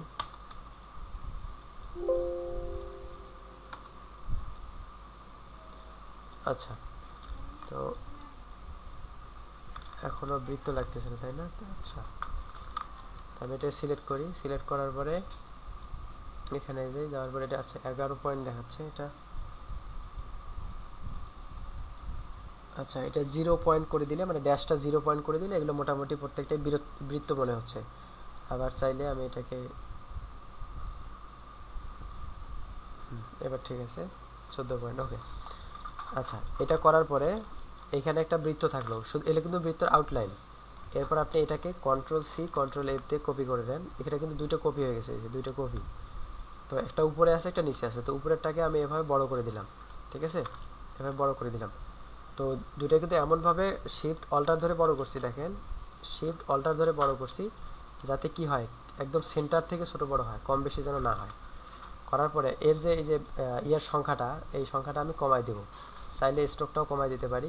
এই যে স্ট্রোকটা কমাই দিলাম, ছোট করে দিলাম। আচ্ছা, এটা 1 পয়েন্ট দিই বা 2 পয়েন্ট দিই। 2 পয়েন্ট দেওয়ার পর এখান থেকে এই যে স্ট্রোকের গ্যাপটা বেশি হয়ে গেছে না, গ্যাপটা কমাই দিই। আচ্ছা, 2 পয়েন্ট স্ট্রোক আপনারা দেখতে পাচ্ছেন কি না, এটা 10 দিয়ে দিই, 10। আচ্ছা, তাহলে এই যে এরকম করে দিই, দেখেন এখন দেখতে পাচ্ছেন। তো 2 পয়েন্ট দিছি, তো এই কারণে হয়তো ছোট ছোট দেখা যাচ্ছে না, 2 করে দিলাম, ঠিক আছে। এই যে এরকম। এখন আমি এই দুটো সিলেক্ট করি, তাহলে এখানে একটা স্ট্রোক থাকলো, এখানে একটা স্ট্রোক থাকলো। এই দুটো সিলেক্ট করে যদি আমি ব্লেন্ড করি, এখানে একটা স্টেপ আছে মাঝখানে, তো এখানে ডাবল ক্লিক করি, করার পর রিভিউ থেকে স্পেসিফিক স্টেপে একটা স্টেপ আছে, এটা আপনি একটু বাড়ায় দেন, ঠিক আছে। আচ্ছা, এখানে আপনারা হয়তো এরকম কিছু সমস্যা দেখতে পারেন, যে এই যে এরকম বাঁকা হয়ে যাচ্ছে কেন, সমান থাকতেছে না কেন। তো বাঁকা হয়ে যাচ্ছে, বুঝে নেবেন যে আপনার এখানে স্টেপের সংখ্যাটা এত বেশি হয়ে গেছে, তার কারণে এরকম হয়ে যাচ্ছে। তো আপনি যদি স্টেপের সংখ্যাটার মধ্যে একটু সামঞ্জস্য রাখেন, তাহলে কিন্তু এগুলো সোজা দেখতে পাবেন। এখন দেখেন, এখন কিন্তু মোটামুটি সোজা আছে, যদিও সোজা হওয়ার কথা না, কারণ সোজা থাকবে কিভাবে, এখানে কতগুলা স্ট্রোক আছে আর এখানে আছে মাত্র কয়েকটা, সেখান থেকে কনভার্ট হয়ে ওখানে যেতে গেলে এরকম একটু হচ্ছেই। তো আপনারা এটা এভাবে করতে পারেন, ঠিক আছে। আমি যদি ওকে করি, ওকে করে যদি সিলেকশন টুল সিলেক্ট করে দেখি, দেখেন তখন কিন্তু এরকম হয়ে যায়, ঠিক আছে। আর আপনারা যদি এমনটা করেন যে বাইরের, সবার বাইরে যে ছোটো যে লাইন স্ট্রোকটা ছিল, একদম ছোটো যে স্ট্রোকটা, একদম বাইরের যে স্ট্রোকটা, এটা সিলেক্ট করলাম, করার পর এর অপাসিটি করে দিলাম হলো 5%। তাহলে দেখেন, তাহলে এখান থেকে কী হবে, ধীরে ধীরে অপাসিটিও কমা শুরু করছে, মানে স্ট্রোকের সাইজ কমতেছে, পাশাপাশি অপাসিটিও কমতেছে। তো এমনটা হবে আর কি। আবার এখানে কালারেরও বিষয় আছে, আপনি যদি কালার চেঞ্জ করে দেন, মনে করেন যে এই যে শেষের দিকে একদম শেষেরটা, এটার অপাসিটি 5% না, এটা 100%ই থাক, 100%ই থাকলো, কিন্তু কালারটা আমি কালো না দিয়ে এখানে ধরেন যে নীল কালার দিব অথবা অন্য একটা কালার দিই। তো দেখেন কালো থেকে কিন্তু পরিবর্তন হয়ে হয়ে শেষে মাত্র এই কালারটা হয়ে গেছে। দেখেন কালো থেকে ধীরে ধীরে পরিবর্তন হয়ে গেছে। আর এই জিনিসটা এমন হওয়ার কারণ হলো আমার স্টেপগুলো বেশি হয়ে গেছে। এখান থেকে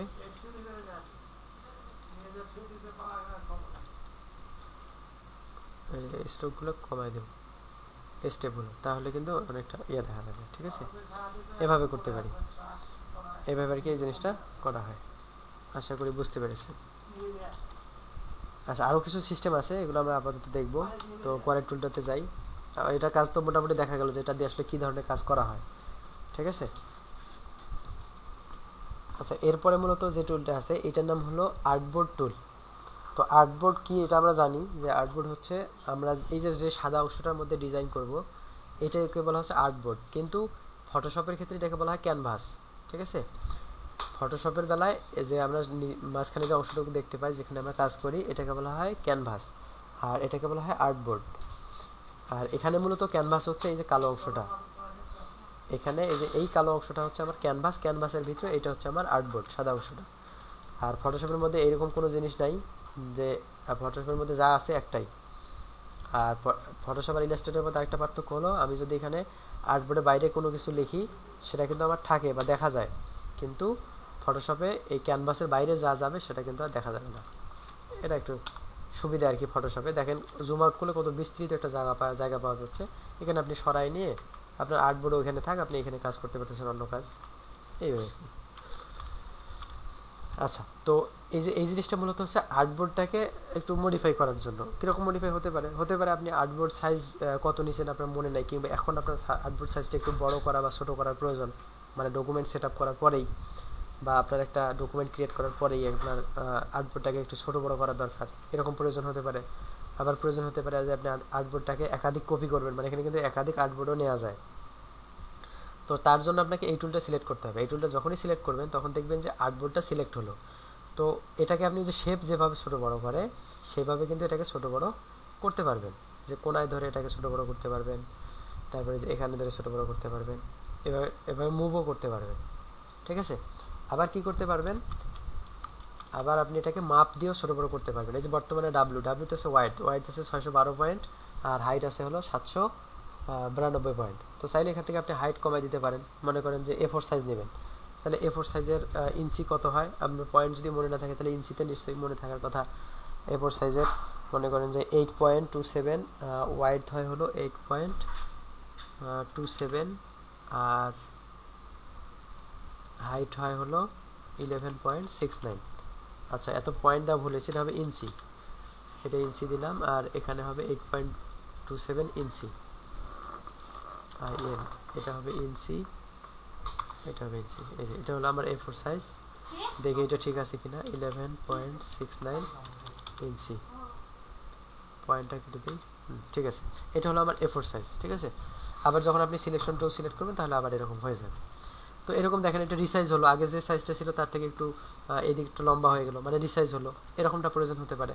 আবার প্রয়োজন হতে পারে বিশেষ করে আমরা যখন 2 পৃষ্ঠার কোনো ফ্লায়ার ডিজাইন করব, কিংবা এমনটা হতে পারে যে আপনি যখন 2 সাইডের এপিট ওপিট ফ্রন্ট ব্যাক এরকম যখন কোনো ডিজাইন করবেন, যেমন বিজনেস কার্ড হতে পারে, বিজনেস কার্ডের 2 সাইডেড বিজনেস কার্ড হতে পারে, সেক্ষেত্রে একটা ফোল্ডারের ভিতরেই 2টা আর্টবোর্ড নিয়ে একটা ফ্রন্টের ডিজাইন করবো, একটাতে ব্যাকের ডিজাইন করব, এভাবে হতে পারে।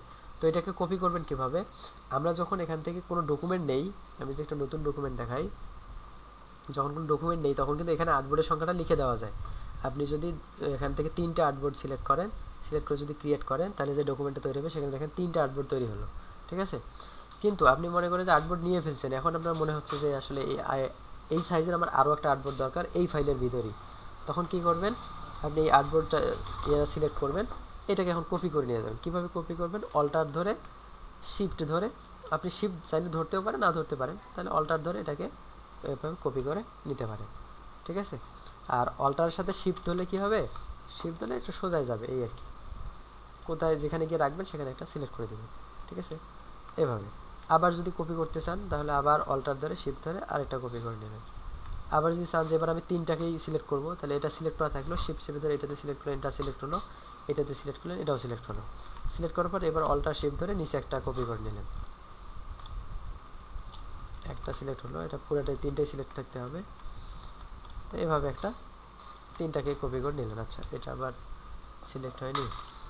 আচ্ছা এইটার শর্টকাট একটা আছে, শর্টকাট হলো শিফট ও, শিফট ও, এটাকে আবার একটা কপি করে নিয়ে আসি। হ্যাঁ এভাবে, এভাবে আপনি আর্টবোর্ড সংখ্যা বাড়ায় নিতে পারেন। আবার যদি ডিলিট করার প্রয়োজন হয়, আর্টবোর্ড যদি ডিলিট করার প্রয়োজন হয়, আবারও আপনার এই আর্টবোর্ড টুল সিলেক্ট করতে হবে। সিলেক্ট, আপনি যে আর্টবোর্ডটা ডিলিট করবেন সিলেক্ট করবেন, ব্যাক স্পেস প্রেস করবেন বা ডিলিট প্রেস করবেন, ডিলিট হয়ে যাবে। এটা সিলেক্ট করবেন, ডিলিট প্রেস করবেন বা ব্যাক স্পেস প্রেস করবেন, ডিলিট হয়ে যাবে। এভাবে আপনি ডিলিট করতে পারেন।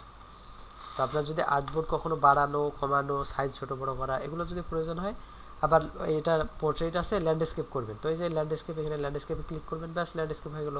তারপর প্লাসের মধ্যে ক্লিক করলে আপনার আর্টবোর্ড সংখ্যা বাড়তে থাকবে, যেভাবে আর্টবোর্ড সংখ্যা বাড়তেই আছে দেখেন। এই যে আমি যদি প্লাসের মধ্যে ক্লিক করি এভাবে, যদি আমি ওভাবে, আপনি ওভাবে কপি করতে না চান অল্টার শিফট ধরে, তাহলে এভাবে প্লাস করতে করতে বাড়াতে পারেন। আবার যদি ডিলিট করতে চান, এই যে ডিলিটে প্রেস করবেন, ডিলিট হলো, যেটা সিলেক্ট আছে সেই অবস্থায় ডিলিট করলে ডিলিট হয়ে যাবে, এই যে এভাবে, ঠিক আছে। আবার চাইলে এই আর্টবোর্ডটার নাম দিতে পারেন, দেখেন বর্তমানে এই আর্টবোর্ডটা দেখা যাচ্ছে 01 আর্টবোর্ড 1, তো চাইলে আপনি এখানে আর্টবোর্ডের নাম একটা দিতে পারেন। মনে করেন যে যখন বিজনেস কার্ড করব, এটাকে দিলাম হলো ফ্রন্ট, দেওয়ার পরে আমি যখন এটা ক্লিক করব এটা হয়ে যাবে ফ্রন্ট। কীভাবে ফ্রন্ট বুঝবো, শিফট ও দেই, দেখেন এখানে এই যে ফ্রন্ট লেখা আসছে। তারপর মনে করেন যে আমি এটাকে একটা কপি করে নিলাম, এখানে প্লাস করে দিলাম, এটা কপি হয়ে গেলো। এটার এখন একটু নাম চেঞ্জ করে দেবো, তাহলে এটা সিলেক্ট করতে হবে, সিলেক্ট করে এখানে ধরেন যে দিলাম ব্যাক। তো এভাবে আপনি নাম চেঞ্জ করে দিতে পারেন, এই যে এখানে চলে আসলো ব্যাক, এভাবে আপনি দিতে পারেন। তবে প্রিন্টিংয়ের ক্ষেত্রে ওটা দরকার হবে না, ডিজাইন আপনি যখন করবেন, ডিজাইন যখন চেঞ্জ করবেন তখন ওটা দেখা যাবে না। দেখা যাবে কখন, যখন আপনি শিফট চেপে ও চাপ দিবেন, অথবা এখান থেকে আর্টবোর্ড টুল সিলেক্ট করবেন, তখনই শুধুমাত্র একমাত্র ওটা দেখা যাবে। আচ্ছা এটা গেল আর্টবোর্ড টুলের কাজ। এরপরে একটা জিনিস আছে, এটা হলো জুম। তো জুমের কাজটা আমরা বিভিন্নভাবে করি, অনেকে অনেকভাবেই করে। যেমন আপনি যদি এই টুলটা সিলেক্ট করেন, সিলেক্ট করলে দেখবেন এখানে প্লাস চিহ্ন আসবে, আপনার মাউস পয়েন্টারে একটা প্লাস চিহ্ন আসবে। এই অবস্থায় যদি আপনি ক্লিক করেন তাহলে দেখেন জুম হচ্ছে, যে এই অবস্থায় জুম হচ্ছে। আর যদি অল্টার চেপে ধরেন তাহলে ওই প্লাসটা মাইনাস হয়ে যাবে, অল্টার প্রেস করার সাথে সাথেই প্লাসটা মাইনাস হয়ে যাবে। এই অবস্থায় যদি ক্লিক করেন তাহলে জুম আউট হবে, এই অবস্থায় ক্লিক করলে জুম আউট হবে, ঠিক আছে, এরকমটা করতে পারেন। আরেকভাবে জুম আউট জুম ইন করা যায়, সেটা হলো কন্ট্রোল চেপে ধরে প্লাস চাপ দিলে জুম আউট হবে, সরি জুম ইন হবে, মানে জুম হবে। আর কন্ট্রোল চেপে ধরে মাইনাস প্রেস করলে জুম আউট হবে, এভাবে জুম আউট জুম ইন করা যায়। আবার অল্টার ধরে আপনি যদি অল্টার প্রেস করে মাউসের হুইল ঘুরান তাহলে জুম আউট হবে, জুম ইন হবে, এভাবে জুম আউট জুম ইন করা যায়। আবার আরেকটা উপায় আছে, সেটা হলো আপনি যদি কন্ট্রোল চেপে ধরে স্পেস চেপে ধরেন, মানে কন্ট্রোল এবং স্পেস একসাথে, তাহলেও দেখেন ওই যে জুম করার সময় যেরকম প্লাস চিহ্ন আসছিল সেরকম প্লাস চিহ্ন আসছে। আর যদি কন্ট্রোল অল্টার স্পেস ধরেন তাহলে মাইনাস চিহ্ন আসবে। এভাবে আপনি জুম আউট জুম ইন করতে পারেন ড্র্যাগ করে, এভাবে জুম আউট জুম ইন করতে পারেন। তো জুম আউট জুম ইনের বিষয়টা অনেকে অনেকভাবে করে, আপনার যেভাবে দরকার সেভাবে করবেন।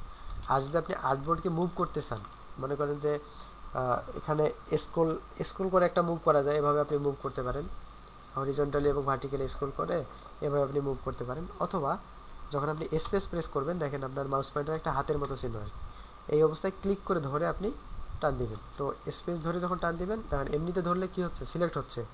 আর যখনই শিফট চেপে ধরবেন তখন মনে হবে যে এটাকে সে গ্রাব করছে, এরকম ধরে আপনি এটাকে সরাই দিলেন, ধরে সরাই দিলেন, এভাবে আপনি এটাকে মুভ করতে পারেন। তো এটা ছিল মূলত জুম টুলের কাজ। তার নিচে এখানে অবশ্য এই জায়গাটাতে ফটোশপেও এরকম একটা জিনিস থাকে, সেখানে আসলে থাকে হলো ব্যাকগ্রাউন্ড কালার এবং ফরগ্রাউন্ড কালার। কিন্তু এখানে ব্যাকগ্রাউন্ড এবং ফরগ্রাউন্ড বলতে কিছু নাই, এখানে দুইটা জিনিস আছে, একটা হলো ফিল কালার আর একটা হলো স্ট্রোক কালার। ফিল বলতে হলো, আমি যদি এখানে একটা শেপ আপনাদের এঁকে দেখাই, বর্তমানে যেটা আছে এটা হলো ফিল কালার। আর এর বাইরের দিকে যদি কোনো আউটলাইন নিতে চাই আপনি, সেটাকে বলা হবে স্ট্রোক। তো স্ট্রোক হলো নিচেরটা, তো আমি যদি এখানে ডাবল ক্লিক করি তাহলে কালার প্যালেট আসবে, এখান থেকেও আমি একটা স্ট্রোক কালার সিলেক্ট করে দিতে পারি। তো স্ট্রোকটা 1 পয়েন্ট আসছে, এই কারণে হয়তো আপনারা বুঝতে পারতেছেন না যে স্ট্রোক আদৌ আসছে কিনা। তো আমি এটা একটু সিলেক্ট করি, আচ্ছা এটা হয়নি, সিলেক্ট করা লাগতো, তাহলে এখান থেকে ডাবল ক্লিক করি, করার পর এখান থেকে একটা কালার সিলেক্ট করে দেই, ধরেন যে কালো কালার সিলেক্ট করে দিই, তারপর ওকে করি, তাহলে এখানে কালো একটা স্ট্রোক আসছে, এই যে কালো একটা স্ট্রোক আসছে। তো এটা সিলেক্ট করেন, সিলেক্ট করার পর এখানে স্ট্রোকে যে বাড়ায় দেওয়া যাবে। আপনি চাইলে অনেক সময় এখান থেকেও কালার চেঞ্জ করতে পারেন স্ট্রোক কালারটা, অথবা আপনার যদি সোয়াসেস থাকে এখানে, এই যে সোয়াসেস প্যানেল, এখানে যদি না পান তাহলে উইন্ডো থেকে সোয়াসেস নিয়ে আসবেন, এই যে সোয়াসেস, এখান থেকেও কিন্তু আপনি চেঞ্জ করতে পারেন, এখান থেকে কালার চেঞ্জ করতে পারেন। আবার কি করা যায়, আপনি যে স্ট্রোকটা উপরে আসে না এই মুহূর্তে, স্ট্রোকটা উপরে আসে, তো এই অবস্থায় আপনি যদি কোনো কালার এখান থেকে চেঞ্জ করে দেন সেটা কিন্তু স্ট্রোক কালার চেঞ্জ হবে, এই যে স্ট্রোক কালার চেঞ্জ হচ্ছে। আবার এইখানেও কিন্তু স্ট্রোক এবং ফিল আছে, তো আপনি যদি এখানে ফিল কালার চেঞ্জ করতে চান তাহলে ফিলটাকে উপরে রাখতে হবে, রাখার পরে আপনি এটাকে চেঞ্জ করতে পারেন। এখন কিন্তু দেখেন ফিল কালার চেঞ্জ হচ্ছে, আর যদি স্ট্রোকটা উপরে থাকে তাহলে স্ট্রোক কালার চেঞ্জ হবে, এই যে এটা একটা বিষয়। এখন মনে করেন আপনি এই যদি এই জায়গায় ক্লিক করেন, এই যে দেখেন এইটার উপরে একটা আইকন আছে, এখানে যদি ক্লিক করেন তো ডিফল্টভাবে ফিল কালার থাকে হলো সাদা আর স্ট্রোক কালার থাকে হলো কালো, তো ডিফল্ট কালার হয়ে যাবে। আরেকটা বিষয় হলো তার ডান দিকে দেখেন একটা আইকন আছে, দুই দিকে তীর চিহ্ন, এটাকে মূলত যখন আমাদের সোয়াগ করার প্রয়োজন হবে, সোয়াগ মানে হলো ফিল কালারটাকে আমি স্ট্রোক কালার বানাবো, স্ট্রোক কালারটাকে ফিল কালার বানাবো, তো সেটা বোঝার জন্য আমি এখানে ফিল কালার ডাবল ক্লিক করে ফিল কালার দিলাম হলো রেড, আর স্ট্রোক কালারে ডাবল ক্লিক করে স্ট্রোক কালার দিলাম ধরেন যে এই নীল কালার বা সায়ান কালার, ঠিক আছে। তো আমি স্ট্রোকটা একটু বড় করে দিই তাহলে বোঝা যাবে স্পষ্ট, এরকম, ঠিক আছে। এখন আপনি যদি এই তীর চিহ্নটাতে ক্লিক করেন, এটা সিলেক্ট করতে হবে অবশ্যই, সিলেক্ট করে যদি এই তীর চিহ্নটাতে ক্লিক করেন, এটাকে সোয়াপ বলে, তখন দেখেন এতক্ষণ কি ছিল, ফিল কালার ছিল লাল আর স্ট্রোক কালার ছিল নীল, আমি যদি এখানে ক্লিক করি তাহলে তার বিপরীত হয়ে যাবে, অর্থাৎ স্ট্রোক কালারটা হবে আমার যে ফিল কালারটা ছিল সেটা হয়ে যাবে স্ট্রোক, স্ট্রোকটা হয়ে যাবে ফিল। আর এটা শর্টকাট আছে, শর্টকাটটা হলো শিফট এক্স, দেখেন শিফট এক্স দিয়েও এই কাজটা করা যায়, ঠিক আছে, এভাবে করতে পারেন। আর তার নিচে দেখবেন ছোটো ছোটো তিনটা আইকন আছে, যখন আমরা গ্রাডিয়েন্ট ব্যবহার করতে চাবো তখন মাঝখানেটা ক্লিক করতে হবে, তখন এই দেখেন স্ট্রোকটা গ্রাডিয়েন্ট হয়ে গেল। এখানে ডিফল্ট গ্রাডিয়েন্ট আপনার ব্ল্যাক অ্যান্ড হোয়াইট ধরে নেয়, তো পরবর্তীতে আমরা এটা কালার চেঞ্জ করে দিতে পারবো। আর যদি আপনি ফিল কালারে গ্রাডিয়েন্ট দিতে চান তাহলে ফিল কালারটা উপরে রাখবেন, উপরে রেখে মাঝখানের যে গ্রাডিয়েন্ট আইকনটা আছে এখানে ক্লিক করবেন, আর সেটা অবশ্যই সিলেক্ট করতে হবে, তাহলে দেখবেন এটাও গ্রাডিয়েন্ট হয়ে গেছে, এটাও গ্রাডিয়েন্ট হয়ে গেছে। এখন আপনি যদি আবার আগের অবস্থায় যেতে চান তাহলে একদম বাম দিকে যে আইকনটা আছে কালার, এখানে ক্লিক করতে হবে, তাহলে আগের কালার চলে আসবে। যদি স্ট্রোক উপরে রাখেন, উপরে রেখে যদি কালারে ক্লিক করেন তাহলে স্ট্রোকের ওই কালারটা চলে আসলো, আমি একটু কালারটা চেঞ্জ করে দিতে পারি। এবার হলো আপনি যদি মনে করেন যে আপনি ফিল কালার দিবেন না, তাহলে কি করবেন, ফিল কালারটা উপরে রাখবেন, মানে একবার ক্লিক করলেই ফিল কালারটা উপরে চলে আসবে, উপরে রেখে যে নান করে দিবেন তাহলে ফিল কালারটা চলে যাবে। এখানে কিন্তু কোনো ফিল কালার নাই, দেখেন এখানে কোনো ফিল কালার নেই। আর এখানে যদি আপনি চান যে আপনি ফিল কালার দিবেন কিন্তু স্ট্রোক কালার দিবেন না, তো এখানে ফিল কালার এটা দিলাম, তাহলে যে স্ট্রোক কালার বাতিল করবেন তো স্ট্রোক কালারটা উপরে রাখতে হবে, রাখার পরে ডান, তাহলে স্ট্রোক কালার চলে যাবে, এরকমটা করতে পারেন। এরপরে এই যে নিচে যেটা আছে এটা স্ক্রিন মোড বলতেছে, সেম স্ক্রিন মোড, তো স্ক্রিন মোড আপাতত আমাদের চেঞ্জ করার কোনো দরকার নেই। আর আপনার যদি আরও কোনো টুলসের প্রয়োজন হয়, যে আমি তো এখানে বেসিক লেভেলে কয়েকটা টুলস দেখালাম, আরও যদি টুলসের প্রয়োজন হয় সেই টুলসগুলো আছে হলো এই জায়গাতে, মানে এই যে থ্রি ডট আছে, থ্রি ডটে ক্লিক করবেন, করার পরে এখানে দেখেন অনেকগুলো টুলস এখানে আছে, তো যেগুলো ডিএক্টিভ হয়ে আছে বুঝে নেবেন সেগুলো হচ্ছে এইখানে দেখেন। আমি যদি হোয়াইট টুলের এখানে হোয়াইট টুল লেখা, আমি যদি এখানে মাউস পয়েন্টার রাখি তাহলে এই যে পাশে হোয়াইট টুল সিলেক্ট হচ্ছে, তার মানে কি হোয়াইট টুলটা আমার প্যানেলে দেখাচ্ছে, টুলবারে দেখাচ্ছে। আর যেগুলো দেখবেন দেখাচ্ছে না সেগুলো এই যে এখানেই আছে, এই যে রিশেপ টুল, তারপর হচ্ছে ব্লোড টুল, পাকার টুল, তারপর টুয়েল টুল, র্যাপ টুল, ঠিক আছে, এই যে মেজার টুল, এগুলো এখানেই আছে। তো চাইলে আপনি কি করতে পারেন, এখান থেকেও এটা নিয়ে ব্যবহার করতে পারেন, এই যে এখান থেকেও নিয়ে ব্যবহার করতে পারেন। মনে করেন যে আমি এখান থেকে, আচ্ছা এটা সিলেক্ট করি, তারপর এখান থেকে ম্যাজিক ওয়ান টুল আছে, ম্যাজিক ওয়ান টুলের কাজ আপাতত লাগবে না, এখান থেকে যে এই টুলটা যদি সিলেক্ট করি, তো এভাবে আমি এটার এই টুল আসলে কাজ এখানে নাই। আর যদি আপনি বাকি টুলগুলো নিয়ে আসতে চান তাহলে এক ক্লিকে নিয়ে আসতে পারেন, সেটা হলো উইন্ডো থেকে টুলবার, টুলবার থেকে এই যে এটা অ্যাডভান্স করবেন, তাহলে মোটামুটি সবগুলো টুল এখানে প্রদর্শন করে, অ্যাকাউন্টটাও করতে পারেন। আর আবার এমনও হতে পারে যে আপনি চাচ্ছেন যে 2 লাইনে দেখতে, তাহলে যে এখানে ক্লিক করবেন তাহলে দেখবেন যে আপনার এটা 2 লাইনে দেখাবে। অনেকে আবার এটাকে যেভাবে বের করে নিয়ে আসে, এভাবে এখান থেকে নিয়ে কাজ করে, তাতে তার এই যে উইন্ডোটা একটু বড় বড় দেখায়, এমনও করতে পারেন। আবার চাইলে এই যে এইখানে ক্লিক করে ধরে আপনি যখন এই লেফট সাইডে যখন এখানে নিয়ে রাখবেন তখন দেখবেন যে এরকম একটা নীল কালার আসবে, তখন ছেড়ে দিবেন, তখন আবার এটা এখানে ফিক্সড হয়ে যাবে। এভাবে করতে পারেন। তো এই ছিল আপনাদের বেসিক যে টুলস, এগুলোর কাজ। তারপর এটাকে আবার ছোটো করতেছি না, এখানে ক্লিক করবো তখন ছোটো হয়ে যাবে। এভাবে আপনারা এটা করতে পারেন। তো আশা করি যে এই বেসিক টুলগুলো তার কোনো সমস্যা থাকবে না। আপাতত আমরা বেসিক টুল নিয়ে ডিজাইন করব বা ডিজাইন শিখবো।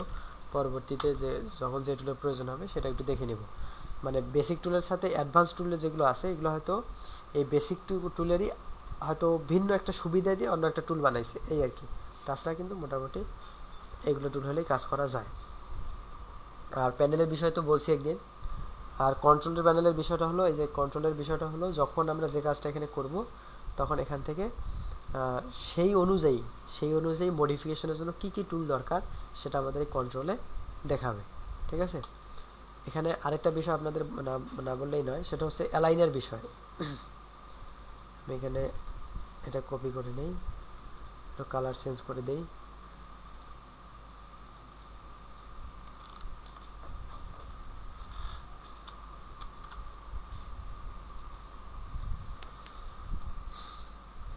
আচ্ছা, অ্যালাইনের বিষয় কি? আমরা যারা প্রথম ডিজাইন করি আমাদের অ্যালাইনটা মোটেও ভালো হয় না। আর এই অ্যালাইন ভালো হয় না জন্য আমাদের ডিজাইনগুলো বাজে দেখা যায়।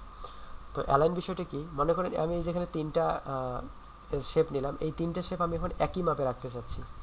তো প্রথমত আপনি যদি চোখের আন্দাজে করতে চান তাহলে অবশ্যই আপনাকে কি করতে হবে, আপনাকে এই ভিউ থেকে স্মার্ট গাইডটা অন করে নিতে হবে। তাহলে কি পাবেন, এই যে এখানে আপনি একটা গাইড পাবেন। এই যে পিঙ্ক কালারে যখন একটা লাইন আসবে বুঝবেন যে এটা এখন মাঝখানে আছে। আবার চাইলে এখান থেকে আমি এটাকে সেন্টার করতে পারি, এখন কিন্তু সমান আছে। তো তারপরেও এটা যদি কম বেশি থাকতো, এভাবে যদি কম বেশি থাকতো তখন কিন্তু আমার সেন্টার করা মুশকিল হয়ে যেত। দেখেন ধরেন যে এরকম আছে, তো আমি এখন এগুলোকে অ্যালাইন করব। কিভাবে অ্যালাইন করতে পারি? তো আমি যখন এইগুলোকে সবগুলোকে সিলেক্ট করব, এখানে দেখেন অ্যালাইনের জন্য অনেক কিছু চলে আসছে। আর আপনার যদি এরকম না আসে তখন এখানে অ্যালাইন রাখবেন, এই যে অ্যালাইন এখান থেকেও করতে পারেন। আচ্ছা, প্রথমত এটা হচ্ছে হরিজন্টাল অ্যালাইন লেফট। মানে এখানে একটা জিনিস আপনাকে এই শেপগুলো দেখেই বা এই প্রতীকগুলো দেখে আইকনগুলো দেখেই আপনি বুঝবেন যে এই অ্যালাইনটা কি। এই অ্যালাইনটা হচ্ছে কি, যে এই যে দাড়ি একটা আছে দেখবেন, দাড়ি আর পাশে কিছু শেপ রাখা আছে। তো দাড়িটা যেদিকে থাকবে বুঝে নেবেন যে এটা সেই দিকটা সমান হয়ে যাবে। মানে হলো এখানে আরেকটা বিষয় আছে, এখানে অবশ্য তার অ্যালাইন করার আগে এই জিনিসটা খেয়াল রাখবেন। এখানে align two selection, align two কি অবজেক্ট, অ্যালাইন টু আর্টবোর্ড, এই 3টে অপশন আছে। তো আপনি যদি এখান থেকে অ্যালাইন টু আর্টবোর্ড করে রাখেন, আচ্ছা এটা সিলেক্ট করার পর এখানে অ্যালাইন টু আর্টবোর্ড যদি করেন তখন কি হবে, এই শেপগুলো আপনার এই আর্টবোর্ড অনুযায়ী অ্যালাইন হবে। কীরকম আর্টবোর্ড অনুযায়ী অ্যালাইন? আমি মনে করি একটা সিলেক্ট করলাম, একটা।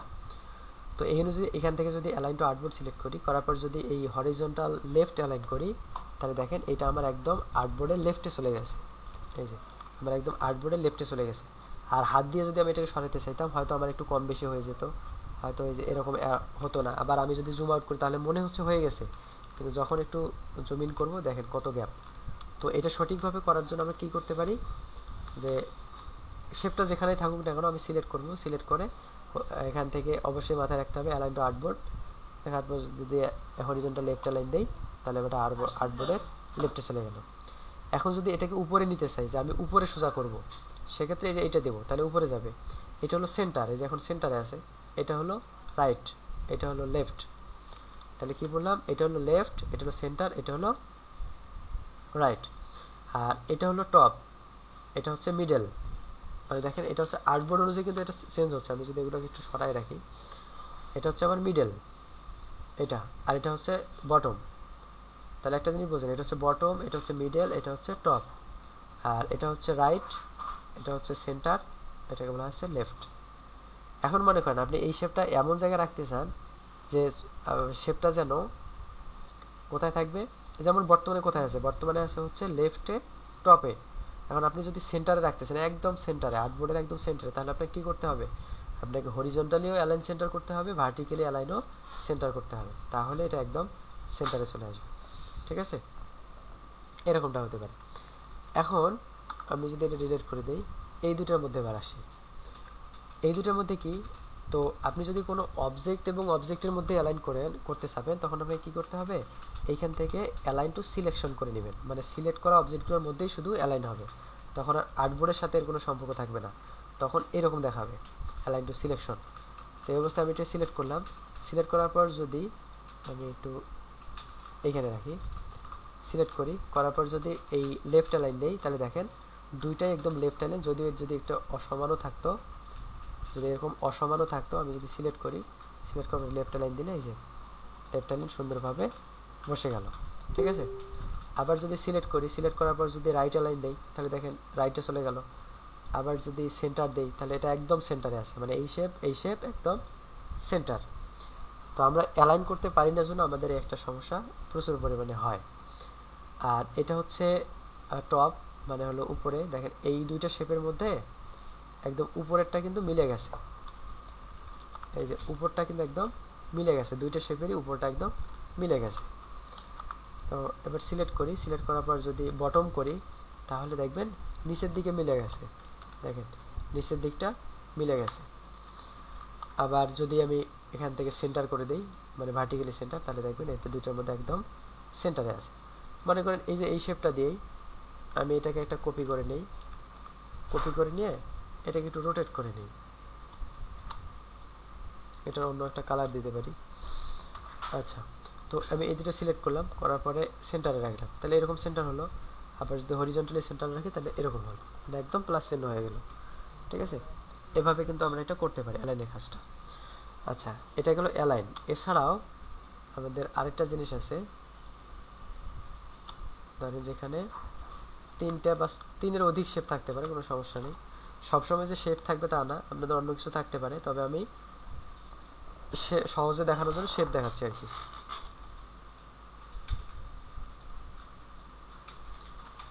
আচ্ছা, এখন মনে করেন আমি এগুলোর একটু যদি দৈর্ঘ্য ছোট বড় করে দেই, কোনো সমস্যা নেই, এটা একটু চিকন, এটা হলো একটু মোটা, এটা হলো আর একটু চিকন, ঠিক আছে। তিনটার দৈর্ঘ্য তিন রকম এবং তিনটার মধ্যবর্তী দূরত্বও কিন্তু তিন রকম। দেখেন এখান থেকে এটার মধ্যবর্তী দূরত্ব কম, এটা থেকে এটার মধ্যবর্তী দূরত্ব একটু বেশি, এটার থেকে এটা আরও বেশি। এই সবগুলো আপনি সিলেক্ট করেন, করার পর এখান থেকে যদি অ্যালাইন টু আর্টবোর্ডে সিলেক্ট করেন, করার পরে এই যে পাশে দেখেন কি আছে, এটাকে বলা হচ্ছে ভার্টিক্যাল ডিস্ট্রিবিউট টপ। তো এটাতে যদি আপনি ক্লিক করেন, তাহলে কি হলো দেখেন, এখানে এই অ্যালাইন টু আর্টবোর্ড করা ছিল, তো কি হলো, ওই যে আমার যে যতগুলো শেপ ছিল, পাঁচটা শেপ, তো এই পাঁচটা শেপ কি হলো, পুরো আর্টবোর্ড জুড়ে হয়ে গেল, ঠিক আছে। আবার যদি আমি সেন্টার দেই, তাহলে কি হলো দেখেন, এখন কিন্তু আমার এখান থেকে যতটুকু দূরত্ব এখানে, এখান থেকে ততটুকু দূরত্ব এখানে, এখান থেকে ততটুকু দূরত্ব এখানে। আর দূরত্বগুলো সমান হলো কিনা এটা একটু চেক করে নিই আমি। এখানে একটা পরিমাপ করার জন্য এখানে শেপ নিলাম, শেপ নিয়ে এখান থেকে দেখেন এটা একটু সমান হয়নি, কারণ হলো যেহেতু আমি আর্টবোর্ড দিছি, তো আর্টবোর্ড না দিয়ে যদি এই কাজটা করতাম তাহলে ঠিক হতো আমার। তো দেখেন এটা আমি সিলেক্ট করি, সিলেক্ট করার পর এখান থেকে অ্যালাইন টু সিলেকশন করে দিই। সিলেকশন করার পর যদি আমি এটা সিলেক্ট করি, এটা তো টপ, এটা না, এই যে এটা ভার্টিক্যাল ডিস্ট্রিবিউট সেন্টার, এটা যদি করি, আচ্ছা এগুলোর তার আগে একটু চেঞ্জ করে নেই,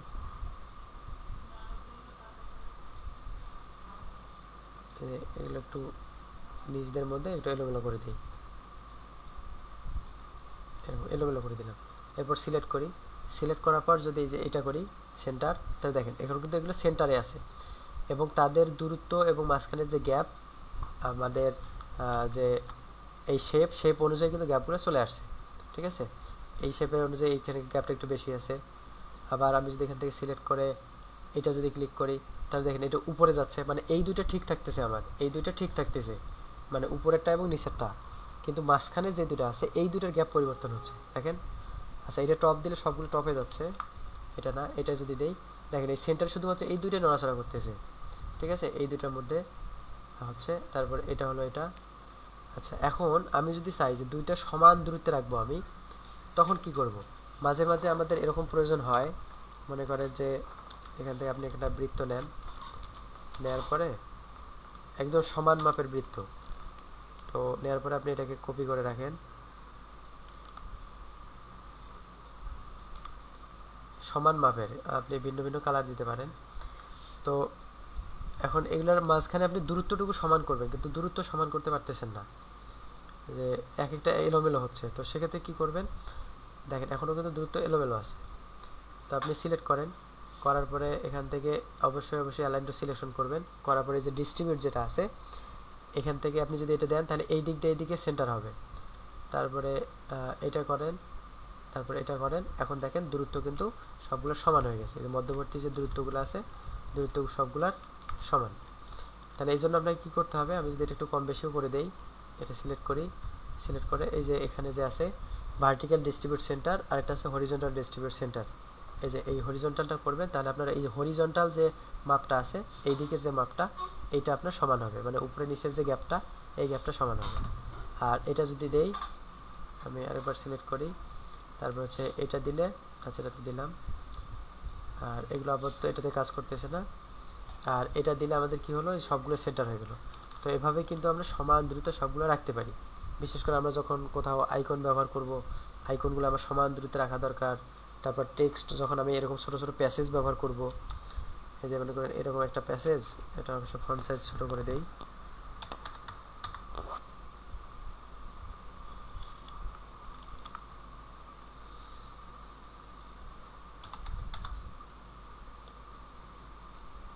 আচ্ছা।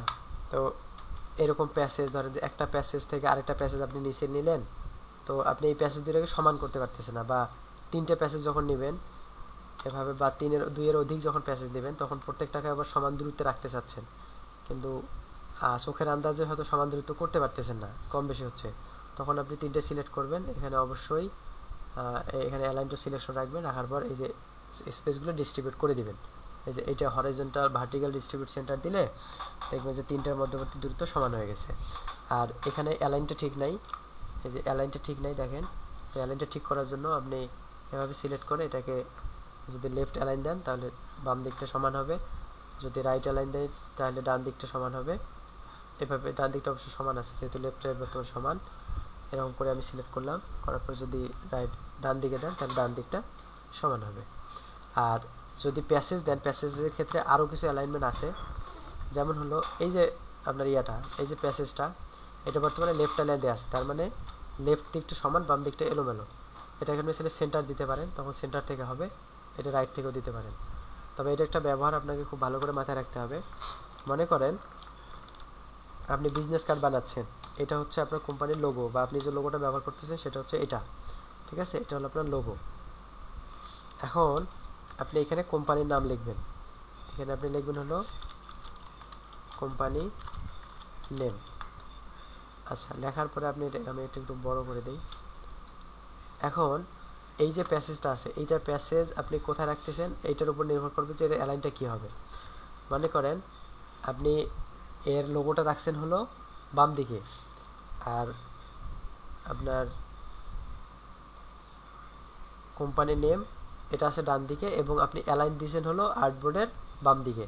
তো সেক্ষেত্রে আমি যদি রাইট অ্যালাইন দেই, মনে করেন আপনি যখন ডেমো ডিজাইন করবেন সেল করার জন্য, ডেমো ডিজাইন যখন করবেন, তো ডিজাইন করার পরে তো তিনি কি করবেন, আপনি তো এখানে কোম্পানির নেম লিখে রাখবেন, কিন্তু যিনি কিনবে তিনি তার কোম্পানির নাম এখানে লিখবে।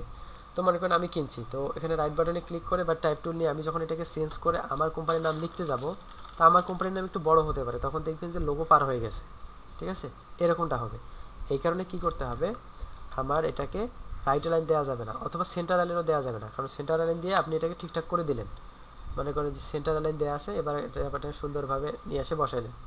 কিন্তু যখন আমি এটাকে রিনেম করতে যাব, মনে করেন এবার আমার কোম্পানির নামটা একটু ছোট, মনে করেন যে বিডি ফুড, তাহলে দেখেন এখানে মাঝখানে একটা গ্যাপ তৈরি হলো, ঠিক আছে। তো এটাকে আপনার কোন অ্যালাইন দিতে হবে, এটাকে অবশ্যই আপনার লেফট অ্যালাইন দিতে হবে। লেফট অ্যালাইন দিয়ে এটাকে আপনার সুন্দরভাবে পজিশন ঠিক করে দিতে হবে। এখন যদি আমি এখানে কেউ যত বড় কোম্পানির নাম লেখুক না কেন, যদি ছোট কোম্পানির নাম লেখে তাহলে দেখেন এই আপনার স্পেস ঠিক থাকতেছে, লোগোর উপরে চলে যাচ্ছে না, সব কিছু ঠিক থাকতেছে। কেউ যদি বড় কোনো কোম্পানির নাম লেখে সেক্ষেত্রেও কিন্তু তার জায়গা ঠিক থাকতেছে, তার কোনো সমস্যা হচ্ছে না। এটা একটা বিষয়ের উপর নির্ভর করে। আবার এমন কিছু টেক্সট থাকতে পারে যেগুলোর ক্ষেত্রে আপনি কি করছেন, আপনি লোগোটা রাখছেন হলো এইখানে, তারপর আপনার যে নাম সেই নামটা রাখছেন এখানে, এক্ষেত্রে কিন্তু অবশ্যই আপনাকে রাইট অ্যালাইন দিতে হবে। রাইট অ্যালাইন দিয়ে এটাকে সুন্দরভাবে স্পেস করতে হবে।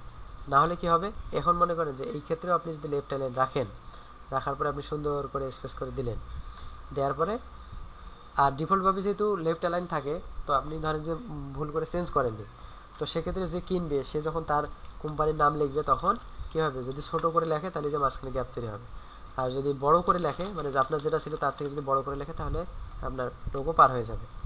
এই কারণে আমাদের কি করতে হবে, এটার অ্যালাইন দিতে হবে অবশ্যই রাইট।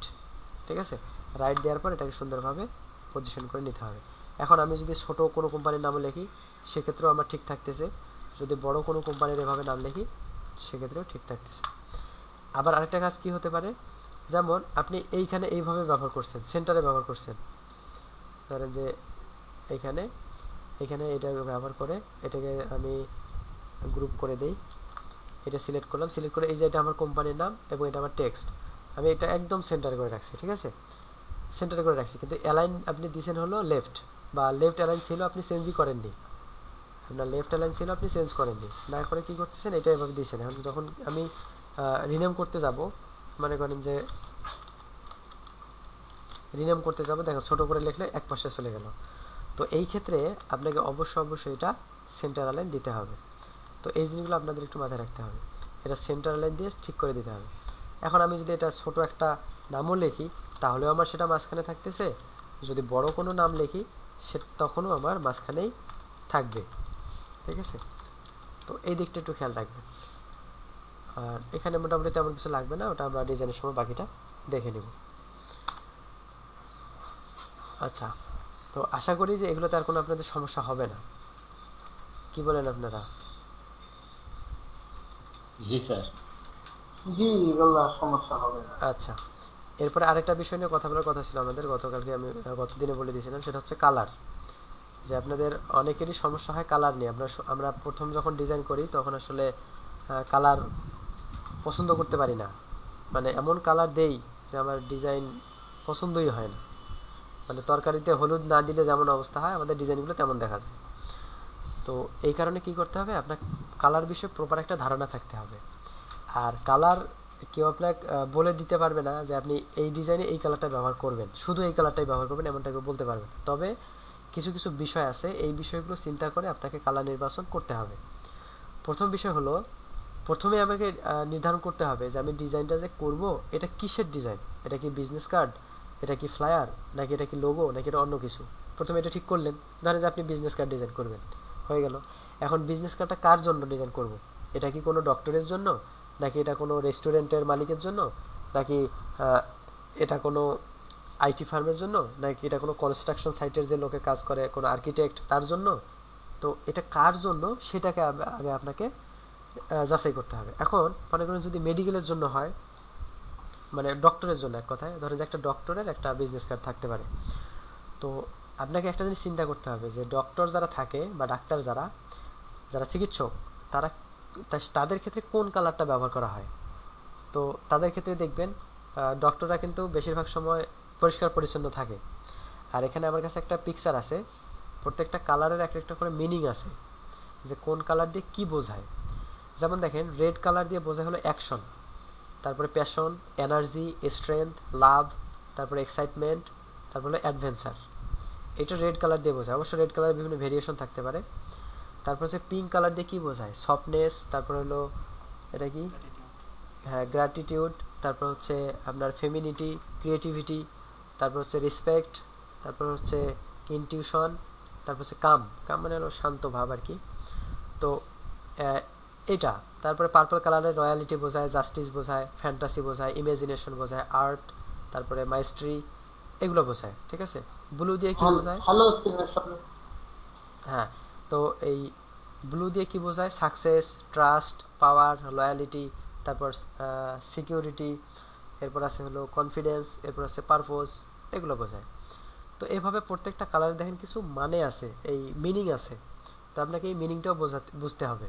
ঠিক আছে, আপনি মনে করেন কোনো একটা এগ্রো ফার্ম, একটা এগ্রো ফার্মের আপনি একজন ব্যক্তির অথবা একটা এগ্রো ফার্মের কোনো একজন কর্মকর্তার আপনি ভিজিটিং কার্ড বানাবেন, বা হতে পারে এগ্রো ফার্মের একটা ফ্লায়ার আপনি বানাবেন। তো সেক্ষেত্রে কিন্তু দেখবেন যে এগ্রো ফার্মগুলোতে এই এগ্রো ফার্মের লোগো বলেন, এগ্রো ফার্মের ফ্লায়ার বলেন অন্য জিনিস বলেন সেগুলোতে কিন্তু গ্রিনটার ব্যবহার মোটামুটি হয়ে থাকে। তো এই পিকচারটা আমি আপনাদের দিয়ে দিব।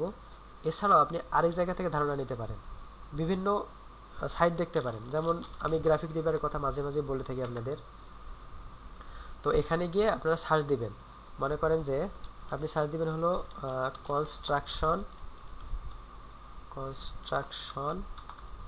TION কনস্ট্রাকশন ভিজিটিং কার্ড বা বিজনেস কার্ড,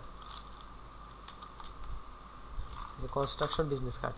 তখন আপনি বুঝবেন যে আসলে কনস্ট্রাকশনে যারা কাজ করে তাদের ভিজিটিং কার্ডে কি কি কালার ব্যবহার করা হয়। এখানে আপনি একটা জিনিস দেখেন, হলুদ এবং কালো, হলুদের মধ্যে ভেরিয়েশন থাকতে পারে, তবে হলুদ এবং কালো। আর ডিজাইনটা দেখেন। তো এগুলো হচ্ছে কনস্ট্রাকশনের মানে কনস্ট্রাকশন এরিয়ার কোনো লোকের যদি আপনি বা কনস্ট্রাকশনের সাথে জড়িত কোনো ব্যক্তি যদি আপনি ভিজিটিং কার্ড বানাতে চান, সেক্ষেত্রে এই কালারটা আপনাকে সিলেক্ট করতে হবে। এই যে এই কালারটা দেখেন, এই কালারটা খুব কম ব্যবহার হচ্ছে, কিন্তু হলুদ কালো এই কালারটাই ব্যবহার হচ্ছে বেশি। আবার আপনি যদি এখানে লিখে সার্চ দেন যে ডক্টর ভিজিটিং কার্ড, ডক্টর বা ডাক্তার ভিজিটিং কার্ড, সেক্ষেত্রে দেখেন কি ধরনের কালার ব্যবহার হচ্ছে। এই যে, তো এক্ষেত্রে কিন্তু আপনাকে তারপর ডক্টরের ক্ষেত্রে কি ধরনের সিম্বল বা কি ধরনের আইকন ব্যবহার করা হচ্ছে। যেমন দেখেন, এটা একটা ডাক্তার, যেহেতু ডাক্তারের ভিজিটিং কার্ড বানাইছে, তো এখানে একটা স্টেথোস্কোপের চিহ্ন দিছে। আবার এখানে যে ওয়েবটা দিছে, এটা অনেকটা ওই হার্টের যে পালস আছে, পালসের ইয়ার মতো। তো এভাবে করছে আর কি। তারপরে আরেকটা জায়গা আছে, এভাবে আপনি আইডিয়া নিতে পারেন। আরেকটা জায়গা আছে, সেটা হচ্ছে color.adobe.com। এই যে সব ওয়েবসাইট আছে, এখানে যাবেন, color.adobe.com, এখানে যাবেন। যাওয়ার পরে এখানে পুরাটাই হচ্ছে এটা কালারের জন্যই, এই ওয়েবসাইটটা পুরাটাই কালারের জন্য, ঠিক আছে। এখানে মনে করেন যে আপনি কালার এখান থেকে চুজ করতে পারেন যে আপনার কোন কালারটা ভালো লাগতেছে। চাইলে আপনি এখান থেকে কালার সিলেক্ট বানাই নিতে পারেন। নেওয়ার পরে যেখান থেকে কোড আসতেছে, কোড দেখে দেখে আপনি কপি করে আপনার জায়গাতে ব্যবহার করতে পারেন। যেখানে RGB আছে, তারপর হলো CMYK আছে, এখান থেকে আপনি কালারটা নিতে পারেন। আবার মনে করেন যে বিভিন্ন কালার আছে, আপনি এখানে যদি ইয়াতে সার্চ দেন, মনে করেন যে ফিমেল কালার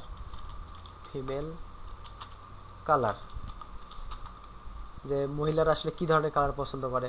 আপনি যদি ইমেজে যান তাহলে দেখতে পাবেন যে মেয়ে মানুষ আসলে কি ধরনের কালার পছন্দ করে, ঠিক আছে। যে মনে করেন যে এইটা নিলেন, এখানে নিচে কোড দেওয়া আছে, কোডগুলো তো এখান থেকে কপি করতে পারবেন না। আপনি এই পিকচারটাই আপনার এভাবে ক্লিক করে না করে আপনি রাইট বাটনে ক্লিক করে কপি করবেন, কপি ইমেজ করার পর এখানে নিয়ে গিয়ে পেস্ট করে এখানে রেখে দিলেন।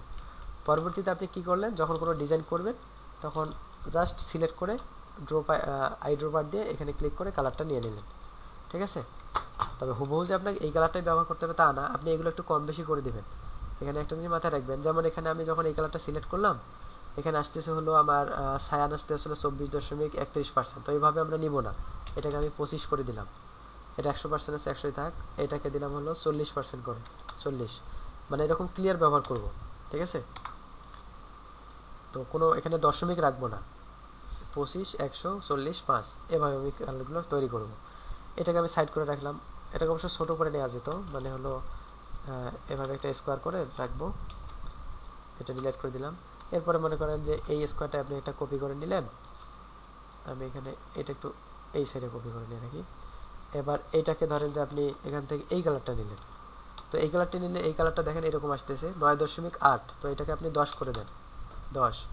তারপরে আছে 78.82, তো এটাকে আপনি 80 করে দেন। এটা হচ্ছে 25 করে দেন। তারপর এটা 0 আছে, 0ই থাকে। এরপর ইন্টার দেন। এখন আপনার যদি মনে হয় যে এই কালারটার সাথে এই কালারটা আসলে ভালো লাগতেছে, তাহলে আপনি ব্যবহার করবেন। আবার যদি মনে করেন যে না, ভালো লাগতেছে না, তখন আপনি এটাকে এখান থেকে একটু চেঞ্জ করে নেন। মনে করেন যে এটা 60% দেন, তখন কেমন লাগে এটা একটু এভাবে চেঞ্জ করে দেন। তো এইভাবে কিন্তু আপনার কালার তৈরি করে নিতে পারেন। আর কালারের আইডিয়াগুলো নেবেন এভাবে গুগল থেকে, এছাড়াও বিভিন্ন সফটওয়্যার থেকে কালারের আইডিয়াগুলো নেবেন। মনে করেন যেখানে আপনি হলো ধরেন যে ডক্টর ফ্লায়ার, এই যে ফ্লায়ার ডিজাইন অথবা ফ্লায়ার টেমপ্লেট, এভাবে লিখে সার্চ দিবেন। সার্চ দিয়ে দেখবেন যে একটা ডক্টরের জন্য বা একটা মেডিকেলের জন্য যে ফ্লায়ারগুলো ডিজাইন করা হয়, সেখানে কী কী কালার ব্যবহার করা হয়। দেখেন বেশিরভাগ ক্ষেত্রেই কিন্তু এই কালারটা আপনি দেখতে পাবেন। এই যে নীল যে কালারটা আছে, নীল যে কালারটা আছে, বেশিরভাগ ক্ষেত্রেই আপনি এই কালারটা দেখতে পাবেন, মানে ম্যাক্সিমাম ক্ষেত্রে এই কালারটা দেখতে পাবেন। এই যে এই কালারটা দেখেন, এখানে যতগুলো ডিজাইন দেখা যাচ্ছে ম্যাক্সিমাম গুলোতেই আমাদের নীল কালার। ঠিক আছে, তো এটা হচ্ছে বিশেষ করে মেডিকেল ডায়াগনস্টিক সেন্টার, তারপরে হচ্ছে কোনো ডক্টর হতে পারে, তো এই মানে চিকিৎসা সেবার সাথে জড়িত এরকম কোনো প্রতিষ্ঠানের সাথে এরকম কোনো ব্যক্তির যদি কোনো ডিজাইন করতে চান আপনি, সেক্ষেত্রে এই কালারটা ব্যবহার করা হয়। এবার আসি, যদি মনে করেন যে আপনি রোমান্টিক কোনো কিছু ডিজাইন করবেন, আবার এমন হতে পারে রেস্টুরেন্ট ডিজাইন করবেন, ওইদিকে না যাই, রেস্টুরেন্ট ফ্লায়ার। তো রেস্টুরেন্টে কি ধরনের ডিজাইন ব্যবহার করা হয়? আচ্ছা এবার দেখেন রেস্টুরেন্টে হলুদ কালারটা বেশি ব্যবহার করা হয়, অনেকটাই ইয়ার মতো, কনস্ট্রাকশনের মতো, তবে কনস্ট্রাকশনের যে হলুদটা আছে ওইটা একটু হালকা হয়, মানে হালকা হলুদ হয়, আর এটা একটু ডিপ হলুদ হয় এরকম। তো এখানে দেখবেন হলুদ কালারটাই বেশি ব্যবহার করা হয়, কারণ কি জানেন, এটা এখানে অবশ্য একটা মনস্তাত্ত্বিক বিষয় আছে, যে হলুদ কালার দেখলে নাকি মানে বাংলাদেশের বামের কালারটা না, হলুদ কালার দেখলে নাকি মানুষের ক্ষুধা লাগে বেশি। ভাই এটা রেড কালার, এই জন্য বিরিয়ানির পাতি লাল কাপড় দিয়ে পেছানো থাকে। শোনেন, ওই বিরিয়ানির পাতিলের হিসাবটা নাকি মুঘল আমল থেকে চলে আসতেছে, আমি ওগুলো অবশ্য আর্টিকেল পড়ছি। তো এই হলুদ কালার দেখলে নাকি মানুষের ক্ষুধা লাগে বেশি।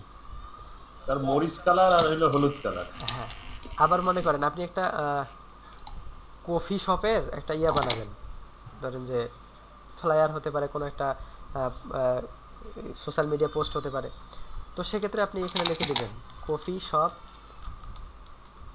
শপ, মনে করেন যে ফ্লায়ার হতে পারে।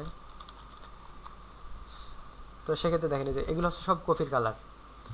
তো এইভাবে আপনারা এখান থেকে ধারণা নেবেন। আর একটা জিনিস মাথায় রাখবেন, যে আপনি যদি এই ডিজাইন থেকে মনে করেন এই কালার কম্বিনেশনটা আপনার ভালো লাগলো, আচ্ছা এখানে যেহেতু একটা ইমেজ ব্যবহার করছে ওটা না দিয়ে যদি এইটা দেখাই, অথবা এইটা যদি দেখাই, মনে করেন যে আপনার এই কালার কম্বিনেশনটা আপনার ভালো লাগলো, আপনি এখান থেকে এই কালারগুলো নিয়ে ব্যবহার করতে পারবেন, কোনো সমস্যা নেই। কালার কপি করলে সেটাকে কপি ধরবে না, ঠিক আছে, কিন্তু ডিজাইন আপনাকে কপি করা যাবে না। ঠিক আছে, ডিজাইন আপনাকে কপি করা যাবে না, আপনি কালার কপি করতে পারবেন, কোনো সমস্যা নাই। এইভাবে আপনি এখান থেকে ধারণা নেবেন। মডিফাই বলতে কি জানেন, এখানে মডিফাই করতে গেলে বিশেষ মডিফাই করতে হবে। আমি আপনাদের একদিন একটা ডিজাইন দেখাইছিলাম, মেবি এটা কি আমার কাছে আছে এখনো, যে আসলে মডিফাই করলে কিরকম মডিফাই করতে হয়, এইখানেই থাকার কথা।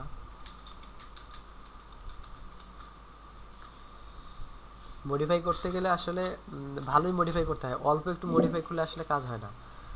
তবে আপনারা কি করতে পারেন জানেন, অল্প একটু কপি করতে পারেন, সেক্ষেত্রে সমস্যা হবে না, কিন্তু অল্প মডিফাই করলে কাজ হবে না, আপনাকে ভালো মডিফাই করতে হবে। কিন্তু আপনি অল্প কপি করতে পারবেন। মনে করেন আমি যদি এখানে আপনাদের একটা জিনিস দেখাই, যেমন এই ফ্ল্যাট, আচ্ছা এই ফ্ল্যাটটা ভালো দেখা যাচ্ছে না, এটা যদি দেখাই, এই যে ডিজাইনটা এখানে দেখা যাচ্ছে, এই ডিজাইনটার কথাই যদি বলি, এখানে কি করছে মূলত, এখানে এই ডিজাইনে কি করা আছে, এটা হচ্ছে একটা ফ্লায়ার সাইজ এখানে দেওয়া আছে যে 8.511। তো এই যে এখানে একটা রাউন্ড শেপ দেওয়া আছে, আর মাঝখানে এখানে এই যে ইয়া নিয়েছে আমাদের, এই শেপটা বানাইছে হলো স্টার দিয়ে, স্টারে অনেকগুলো পয়েন্ট দিছে, পয়েন্ট দেওয়ার পরে ওই পয়েন্টগুলোকে রাউন্ড করে দিছে। তো এই দুই জায়গায় ব্যবহার করছে এইভাবে। এখন এইটাকে যদি আপনি মডিফাই করতে চান, তাহলে কিভাবে মডিফাই করবেন, কি করবেন, এই জায়গায় আপনি ত্রিভুজ দিবেন, অথবা এই জায়গায় আপনি স্কোয়ার দিবেন, এই দুই জায়গায় স্কোয়ার দিবেন, এটা কি মডিফাই হলো? আপনি মডিফাই অন্যভাবে করতে পারেন, মনে করেন এভাবে এনে ঢেউ দিছে, এটা ফ্লায়ারে দিছে, আপনি এই জিনিসটা আপনি আপনার বিজনেস কার্ডে ব্যবহার করেন, ঠিক আছে। আবার হতে পারে এমনটা যে এখানে এনে এইভাবে রাউন্ড দিছে, আপনি এখানে এই যে এইরকম একটা কালার, এইরকম একটা জিনিস বানান, আমি আপনাদের যদি একটু দেখাই, মনে করেন যে উনি রাউন্ড দিছে, আপনি এখান থেকে এইরকম একটা শেপ দিতে পারেন, এইরকম একটা শেপ ব্যবহার করতে পারেন, এইখানে পিকচারটা থাকলো, এইখানে কোনো কিছু একটা দিলেন, এখানে কোনো কিছু একটা দিলেন, এভাবে করতে পারেন। আবার ইনি এইখানে কিছু রেক্ট্যাঙ্গেল শেপ ব্যবহার করছে, আপনি এখানে দুই কালার দেন, এখানে একটা কালার, এখানে একটা কালার, মনে করেন যে এইদিকে একটা কালার, এদিকে একটা কালার, আবার চাইলে আপনি এগুলোকে রাউন্ডেড টুল ব্যবহার করে রাউন্ডেড করে দেন, এরকমটা করতে পারেন, ঠিক আছে। তাহলে মডিফাই বলা যাবে। কিন্তু আপনি যদি অল্প একটু মডিফাই করেন, যে এগুলা ইনি তো এইভাবে কার্ভ করে দিছে, আমি এখানে কি করব, শুধুমাত্র স্কোয়ার ব্যবহার করব, এখানে এরকম স্কোয়ার ব্যবহার করব, তাহলেই মনে হয় ইয়া হবে, মানে মডিফাই হয়ে যাবে। তো এরকম করলে কিন্তু মডিফাই হবে না। আপনি এই যেমন এই যে এখানে কার্ভ করে দিচ্ছেন এই জিনিসটা, এই জিনিসটাই শুধু আপনি অন্য একটা ডিজাইনে ব্যবহার করতে পারবেন, সমস্যা নাই। তো এতটুকু কপি করলে কপি ধরবে না, কিন্তু আপনি এই ডিজাইনে পুরো থিমটাই কপি করবেন, মনে করেন যে 90% কপি করবেন, ওইটা হবে না। আপনি চাইলে 10% কপি করতে পারেন, কিন্তু 90% কপি চলবে না। আর কালার যদি আপনি 100% কপি করেন তাও সমস্যা নেই। আর আরেকটা বিষয় হয় ফন্টের জন্য। ফন্টের কিছু সমস্যা আপনাদের থাকেই। তো ফন্টের জন্য আপনাদের একটা সমাধান আছে। সে সমাধানটা হলো, আচ্ছা এখানে আরেকটা জিনিস দেখাই, সেটা হলো এই যে এখান থেকে আপনি ক্রিয়েট আছে, ক্রিয়েটে না গিয়ে এক্সপ্লোরে যাবেন। এখানে এক্সপ্লোরে গিয়ে এখানে লিখে সার্চ দিবেন, মনে করেন যে হলো বেবি অথবা রেস্টুরেন্ট, হলো রেস্টুরেন্ট, আমরা বেবি দিয়ে নিয়ে কাজ করবো কম। রেস্টুরেন্ট রেস্টুরেন্ট লিখে সার্চ দিবেন, তখন দেখবেন এখানে রেস্টুরেন্টে যে যে কালারগুলো ব্যবহার করা হয় সেই কালারগুলো চলে আসবে। যেখান থেকে রেস্টুরেন্টে ব্যবহৃত কালার এখানে চলে আসবে। তো চাইলে আপনি এখান থেকে কালারগুলো নিতে পারেন। কিভাবে নেবেন, মনে করেন যে কালার কম্বিনেশনটা আপনার পছন্দ হবে, মনে করেন যে আপনার এই যে এটা পছন্দ হলো, এখানে এই যে এখানে আছে অ্যাড টু লাইব্রেরি, এভাবে করে নিতে পারেন। তারপর এখানে ডাউনলোড জেপিজি আছে, এখানে ক্লিক করলে এই যে ডাউনলোড শুরু হয়ে যাবে। এটা যদি একটু ওপেন করি তাহলে দেখেন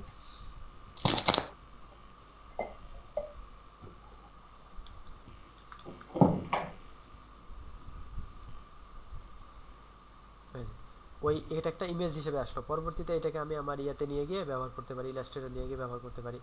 এভাবে আপনি এখান থেকে ধারণা নিতে পারেন। তবে এটার থেকেও সব থেকে বেশি কাজে লাগে হলো আপনারা যেটা রিসার্চ করে পাবেন এখান থেকে। মনে করেন যে যদি হয় এরকম যে মেডিকেল ফ্লায়ার, এভাবে যদি লিখে সার্চ দিই, এই যে এভাবে রিসার্চ করে দেখেন এখানে যতগুলো ফার্স্টেই দেখাচ্ছে সবগুলাই হলো আপনার কিছু পাশাপাশি কালার দেখাচ্ছে, কোনোটাই হলুদ কালার নেই, কোনোটাতে লাল কালার নেই। তো আপনি যদি এইখানে এখন লাল কালার ব্যবহার করেন তো ওই জিনিস আপনার কেউই কিনবে না। আপনি যদি ক্লায়েন্টেরও কাজ করেন ক্লায়েন্টও পছন্দ করবে না।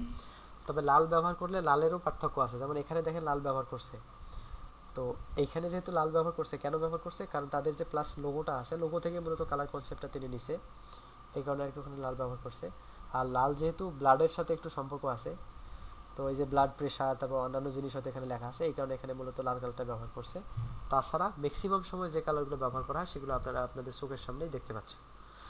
আবার মনে করেন এখানে রেস্টুরেন্ট দেখাইলাম, আবার এমনও হতে পারে সেটাই হতে পারে যে আইটি ফার্ম ফ্লায়ার, এরকম যদি হয়, এটা আইটি ফার্ম হলো। আচ্ছা আইটি ফ্লায়ার যদি দেখি তাহলে দেখেন এই যে টেকনোলজি বিষয়ক যে ফ্লায়ারগুলো হয় সেগুলোতে কোন কালার ব্যবহার করা হয়। তারপর এখান থেকে আপনারা দেখবেন, দেখে দেখে আপনার যে কালারটা পছন্দ হবে সেই কালারটা আপনি নিয়ে নেবেন, সেই ইমেজটা ডিজাইন করে দেখে নেবেন।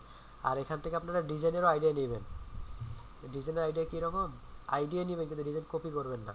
আর আমি আপনাদের বলছিলাম যে আপনারা মিনিমাম একটা ডিজাইন 15-20 মিনিট ধরে দেখবেন। এভাবে যখন 4-5টা ডিজাইন দেখবেন, 5-6টা ডিজাইন দেখবেন, তখন দেখবেন যে আপনার মাথায় একটা কনসেপ্ট চলে আসবে। আর যদি মনে করেন একটাই দেখেন, এইটা দেখেই আপনি ডিজাইন শুরু করে দিলেন, তখন দেখবেন যে এইটাই কপি হওয়ার সম্ভাবনা আছে বেশি। ঠিক আছে? তো আপনাদেরকে কী করতে হবে, এখানে অনেকগুলো ডিজাইন দেখতে হবে। শুধু এইভাবে দেখলে হবে না, এই যেভাবে স্ক্রল করে দেখলে হবে না, বাহ অনেকগুলো দেখলাম, এভাবে দেখলে হবে না, আপনাকে একটা একটা করে দেখতে হবে। মনে করেন এইটা ওপেন করেন, এটা কি, এটা হচ্ছে ট্রাভেলের জন্য ব্যবহার করছে এটা। তো এটাও একটা হতে পারে যে মনে করেন যে ট্রাভেল ফ্লায়ার। দেখেন ট্রাভেলের জন্য মূলত কি ধরনের শেপ ব্যবহার করা হচ্ছে, পিছনে যে ব্যাকগ্রাউন্ড ইমেজটা ব্যবহার করা হচ্ছে এটা কি ধরনের ইমেজ, এখানে তো কোনো ছোটো বাচ্চার ইমেজ দেওয়া নেই। তো তারপর হচ্ছে দেখেন এখানে ইমেজ দেওয়া আছে, মানে ঘুরতে গেলে যে পজিশনে থাকে সেই পজিশনের ছবি দেওয়া আছে। তো এই কন্টেন্ট যে আপনি ব্যবহার করবেন, এই যে কন্টেন্ট, এগুলোকে বলা হয় কন্টেন্ট। যদিও ডেমো কন্টেন্ট, কিন্তু তারপরেও ডেমো কন্টেন্টের মধ্যে আমাদের সামঞ্জস্য থাকতে হবে, না হলে জিনিসটা ভালো দেখা যাবে না। ভালো যখন দেখা যাবে না তখন কাস্টমারের চোখে ধরবে না, কাস্টমারের যখন চোখে ধরবে না জিনিসটা আপনার সেল হবে না, সেল যখন হবে না তখন ইনকাম হবে না, আর ইনকাম না হলে আপনাদের কাজ করার মন মানসিকতা হারায় যাবে। ঠিক আছে? তো এই জিনিসগুলো আপনারা এখান থেকে কালার আইডিয়া নেবেন।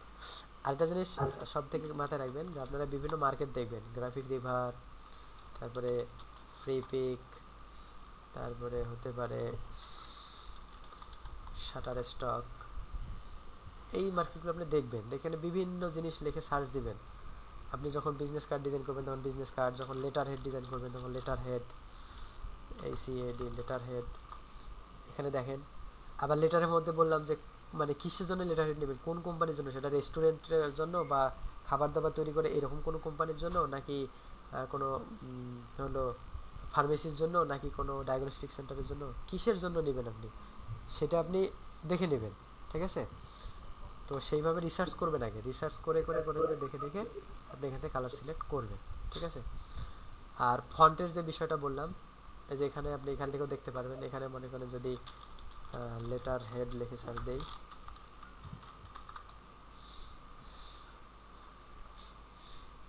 দেখেন এখানে লেটার হেডে তারা কোন কালারের সাথে কোন কালার ব্যবহার করতেছে, এই জিনিসগুলো এখান থেকে দেখে নেবেন। এরপরে আসি হলো ফন্ট। ফন্টের জন্য আপনার সব থেকে ভালো হয় যে এই গ্রাফিক রিভার, কারণ গ্রাফিক রিভারে ফন্টের নামটা দেওয়াই থাকে। মনে করেন যে আপনার আচ্ছা এটাতে অবশ্য খুব একটা বেশি ফন্ট কাজে লাগে না। সব থেকে ফন্ট আমাদের কাজে লাগে হলো ফ্লায়ার এবং বিজনেস কার্ডে। ছোট ডিজাইনগুলোর কথাই আগে বলতেছি। বিজনেস কার্ডের কথাই যদি বলি, তো ধরেন যে এই বিজনেস কার্ডটা আছে, মানুষ যেগুলো খুব বেশি বেশি কপি করে, কপি করতে করতেই মূলত এগুলোকে উপরে নিয়ে আসছে পাবলিক। আচ্ছা, ধরেন যে এই বিজনেস কার্ডটা আপনার ভালো লাগতেছে, তো এটা ক্লিক করলেন, ক্লিক করে এইখানে এর যাবতীয় বিষয় আপনি এখানে দেখতে পাবেন। এই যেখানে দেখেন কোথায় করছে, ফটোশপে করছে, ইপিএসেও করছে, ইলাস্ট্রেটরও করছে, মানে ইপিএস ইলাস্ট্রেটরের দুটো ভার্সনটা দিছে, সাইজটা দিছে এখানে। এরপরে হচ্ছে এই যেখানে ফন্ট ফন্ট ব্যবহার করছে ওপেন সান্স। এখন আপনি যদি চান যে আমিও এই ফন্টটা ব্যবহার করব, আর তাহলে এটা থেকে ধারণা পেলেন, আপনি কয়েকটা ডিজাইন দেখবেন আগে।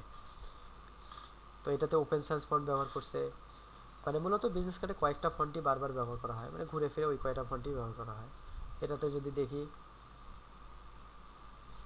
এটাতে ফন্ট ব্যবহার করছে লাটো। তো ওপেন সান্স, লাটো, রোবোটো, তারপর হলো মনসেরাট, তারপরে হলো নেক্সা, তারপরে হলো পপিন্স, এই যে কয়েকটা নাম বললাম, এই ফন্টগুলাই ঘুরে ফিরে বিজনেস কার্ডে ব্যবহার করা হয়। তো এই কারণে বিজনেস কার্ডের নিয়ে মানে ফন্ট নিয়ে খুব একটা বেশি মাথা ঘামাতে হয় না, যেহেতু কয়েকটা নির্ধারিত ফন্টই ব্যবহার করা হয়। এই কারণে এটা বেশি মানে হেডেকের হয় না। আর এখানে দেখেন কি ফন্ট ব্যবহার করছে, যে মনসেরাট।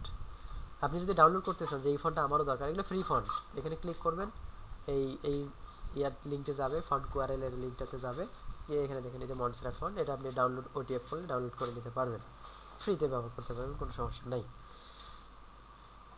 তো আপনি এখান থেকে বেশ কয়েকটা ইয়ার ডিজাইন দেখে আপনাদের যদি ভালো লাগে, তাহলে এখান থেকে কালার আইডিয়া নেবেন, তারপর হলো কি ফন্ট ব্যবহার করছে সে ফন্টের আইডিয়া নেবেন, এভাবে নিতে পারেন।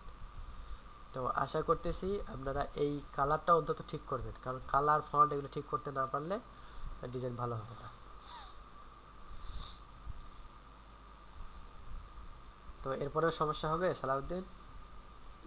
স্যার ওই আমি বিজনেস কার্ড যখন ডিজাইন করতে গেছিলাম স্যার, হ্যাঁ, তখন হচ্ছে ওই ফন্ট যখন আপনার হচ্ছে 6 নিচ্ছে আর সর্বোচ্চ তো 10। জি, আগের বার যখন ফটোশপে ডিজাইন করছি আপনার হচ্ছে ফন্ট গুলা মোটামুটি বড় বড় দেখা যেত, আচ্ছা। তো এখন কেন জানি স্যার ছোট ছোট দেখা যায় ফন্ট গুলা। এটা ওই পারিপার্শ্বিকের জন্য হতে পারে, যেমন ইলাস্ট্রেটর জায়গাটা বড়, তো এই জন্য হতে পারে, আবার যেহেতু অনেক জুম আউট করা থাকে হয়তো এই কারণে হতে পারে। ঠিক আছে, মানে ফন্টের সাইজ দেখি মনে ভরে না যে এত বড় একটা বিজনেস কার্ডের মধ্যে একটু একটা জায়গার মধ্যে ফন্ট। তাই। আর আপনি জি স্যার। ডকুমেন্ট সেটআপ ঠিক রাখবেন, ডকুমেন্ট মানে সাইজ ঠিক রাখবেন, আর্টবোর্ডের সাইজ ঠিক রাখবেন, ঠিক রেখে ডিজাইন করবেন, কোনো সমস্যা নেই। আর স্যার ওই আর্টবোর্ড যখন নেই আপনার ভাই মূলত ওই দিন হয়। যে আমাদের বলছিলেন ওই যে প্রবলেমটা কোনটা? আপনার ফ্রন্টের, যে পরবর্তীতে পিডিএফ এ গেলে প্রবলেম হয়, সেটা তো সেই জন্য বলছিলাম যে আপনারা যদি মানে কারোর জন্য পার্মানেন্টলি ডিজাইন করে দেন, তখন আপনি কি করবেন, তখন ফন্টগুলো আপনার এক্সপান্ড করে দিতে হবে। মনে করেন যে আপনি কোনো ক্লায়েন্টের কাজ করতেছেন, আর তিনি আপনাকে অর্ডার দিল, অর্ডার দেওয়ার পর আপনি কনফার্ম করলেন, কনফার্ম করে তাকে একটা ডেমো পাঠিয়ে দিলেন, একটা ইমেজ পাঠিয়ে দিলেন যে এই হচ্ছে আপনার ডিজাইন। তো উনি তো আর চেঞ্জ করবে না, আর আমি চেঞ্জ করবো না জন্য তো আপনাকে আমি অর্ডার দিলাম, কী কী লাগবে আমি তো বলেই দিছি। কিন্তু আপনি যখন এইভাবে ডেমো ডিজাইন করবেন কোনো মার্কেট প্লেসে সেল করার জন্য, তখন আপনাকে কোনোটাই এক্সপান্ড করা যাবে না, কারণ এক্সপান্ড করলে তো আর পরিবর্তন করা যাবে না। এই কারণে এগুলো কি করতে হবে, এগুলো ওই ওই অবস্থায় রাখতে হবে। আর ঠিক ওই কারণেই কিন্তু এখানে ফন্টের লিঙ্ক সহ দেওয়া আছে, ফন্টের নাম এবং লিঙ্ক এই কারণেই দেওয়া আছে, যাতে কি হয়, মনে করেন আমি এটা কিনবো, কারণ আমার কাছে তো এই ফন্টটা নাও থাকতে পারে, ঠিক আছে? জি। তো যখন আমি কিনবো এটা, বা আমার এটা পছন্দ হলো যে আমি এই ডিজাইনটা কিনবো, তো কেনার আগে আমি কি করব, যে আমি এই ফন্টটা ডাউনলোড করে নিব, ঠিক আছে? বা কেনার পরেও হতে পারে, তো এটা ওপেন করার আগে আমি ফন্টটা ডাউনলোড করে ইনস্টল করে নিব আমার পিসিতে, নেওয়ার পর আমি এটা ওপেন করব, ঠিক আছে? এই কারণেই মূলত কিন্তু এখানে এই ফন্টটা দেওয়া, কারণ ওই একটাই, নয়তো তো শুধুমাত্র নাম লিখে দিলেই পারতো। তো এখানে লিঙ্ক পর্যন্ত দিয়ে দিছি, অনেকে আবার নাম লিখেও দেয়, শুধু নাম লিখেও দেয়। এখানে যে সাইজ দেওয়া আছে দেখেন 3.52, ঠিক আছে? তারপরে এখানে দেখেন এটা মূলত কিসের জন্য ব্যবহার করছে, ড্রিম আর্ট মিডিয়া অ্যাক্সেসরিজ। আচ্ছা, এখানে কালার ভেরিয়েশন আছে, এগুলো থেকে দেখে নিতে পারেন। তো এবার কথা বুঝলেন আরিফ ভাই? মূলত জি হলো ভাই। আমরা যখন কোনো ক্লায়েন্টের কাজ করব, ক্লায়েন্ট তো আমাকে সব কন্টেন্ট দিয়েই দিবে, আর পরবর্তীতে ক্লায়েন্ট এগুলো চেঞ্জ করবে না। এই কারণে আমরা সবগুলো এক্সপান্ড করে দিতে পারি, কোনো সমস্যা নাই। কিন্তু মনে করেন যে যখন আমি ক্লায়েন্টের কাজ করব না, আমি কোনো একটা মার্কেট প্লেসে সেল করব, তখন এমনও তো হতে পারে যে আপনি যে ফ্ল্যাটটা বানাইছেন হলো একটা ডেমো নাম দিবেন, সেখানে আপনি মনে করেন যে কোম্পানি নেম লিখছেন, এখন যে কিনবে সে তার নিজের কোম্পানির নাম ওখানে বসাই দিবে। আপনি যদি এক্সপান্ড করে হ্যাঁ, দেন, সে তো এডিট করতে পারবে না, ঠিক আছে? ঠিক।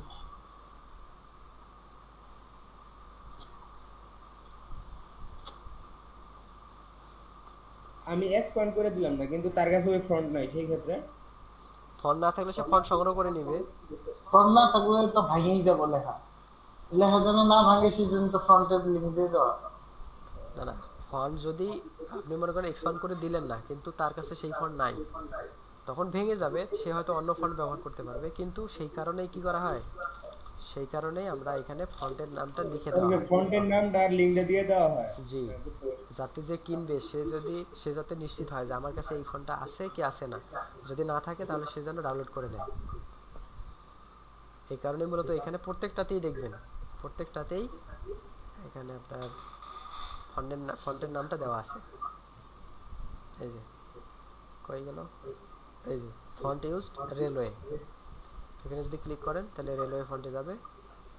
ও আচ্ছা, এই অবশ্য গুগল ফন্ট ইউজ করছে, এই যে এটা হচ্ছে রেলওয়ে ফন্ট। আর ফন্ট মূলত কালেক্ট করবেন কোথা থেকে, আপনি ফন্টের নাম লিখেও এখান থেকে সার্চ দিতে পারেন, যেমন হচ্ছে লাটো ফন্ট ডাউনলোড। এভাবে ক্লিক করলে অনেকগুলো ওয়েবসাইট দেখাবে, সেখান থেকে আপনি এই যে ফন্ট সিলেক্ট করতে পারেন, ডাউনলোড করতে পারেন। অথবা গুগল ফন্ট আছে, মানে font.google.com, এই যে এটা, এই ওয়েবসাইট থেকেও আপনি ফন্ট ডাউনলোড করে নিতে পারেন। এখানে অনেকগুলো ফন্ট আছে, এখানে আপনি ফন্টের নাম লিখে সার্চ দিবেন, মনে করেন যে লাটো, এই যেটা হচ্ছে লাটো ফন্ট। তারপরে আছে হলো মন্টসেরাট, এই যে এটা হলো মন্টসেরাট ফন্ট। তারপরে আছে হলো পপিন্স, এটা হলো পপিন্স। এরপর হলো এখান থেকে আরেকটা আছে হলো নেক্সা। আচ্ছা, নেক্সা ফন্টটা এখানে নাই, তো নেক্সা ফন্টটা যেখানে পাবেন না অন্য জায়গা থেকে নেবেন। এখানে আপনি লিখে সার্চ দেন নেক্সা ফন্ট ডাউনলোড, এই যে। তো এইভাবে আপনার ফন্টগুলো কালেক্ট করে নেবেন, এই যেটা বলা হয় নেক্সা ফন্ট, ফন্টটা অনেক মোটামুটি স্ট্যান্ডার্ড ফন্ট একটা আর কি। তো এইভাবে নিতে পারেন। তবে নেক্সা ফন্টে একটা সমস্যা আছে, যে ছোটো হাতের যেগুলাই যেমন, তাছাড়া এমনিতে অন্যান্য জিনিসগুলো শুনুন, ঠিক আছে? এগুলো থেকে আপনারা নিতে পারেন, আর এটা হলো বিষয়। তো আশা করি এগুলোতে কোনো সমস্যা হবে না আপনাদের, আপনারা যথেষ্ট ধারণা পাইছেন। তারপর হলো ছোটো বাচ্চাদের জন্য যদি কোনো ইয়া হয়, মানে ধরেন যে একটা কিন্ডার গার্ডেনের একটা ইয়া বানাবেন আপনি স্কুলের, সেটাও দেখাই তাহলে। SCHOOL school flyer. তো স্কুলের জন্য সেখানে কি ধরনের কালার দিবেন, কি ধরনের ইমেজ ব্যবহার করবেন, এগুলো কিন্তু প্রত্যেকটা স্টক ইমেজ। আরেকটা জিনিস মাথায় রাখবেন, যে এই ডিজাইনে যদি ইমেজ ব্যবহার করতে হয়, তাহলে সেখানে কোনোভাবেই নিজের ইমেজ ব্যবহার করবেন না, এখানে স্টক ইমেজ ব্যবহার করবেন। আর এখানে কোনোভাবে নিজের কোনো তথ্য দেওয়া যাবে না, সব ডেমো তথ্য দিতে হবে। এখানে মনে করছেন যে আপনার মার্কেটিং এর জন্য সুন্দর করে আপনার মেইলটা লিখে দিয়েছেন, এগুলো ভুল, এগুলো কিন্তু করা যাবে না, সব ডেমো দিতে হবে। আর যদি স্যার হ্যান্ডসাম ছেলেপেলে হয় তাহলে মেয়েরা ফোন দিতে দিতে 12টা বাজিয়ে দিবে নাকি? না সেরকম কিছু না, কিন্তু ওই রকম দেখলে মনে করেন যে ওই মানে যারা কিনবে ডিজাইন ওরকম দেখলে আপনার ডিজাইন আর কিনবেন না। জি ভাই, এরকম রকিবের সাথে হয়েছিল। এই যে ডগের গেস্ট পোস্ট সেল করার জন্য একটা গিগ বানাইছিল, ওটার মধ্যে নিজের ছবি দিয়ে দিছিল। আচ্ছা আমি তো ভাই গন্ডগোল লাগিয়ে গেছি। এই ফাউল লোক।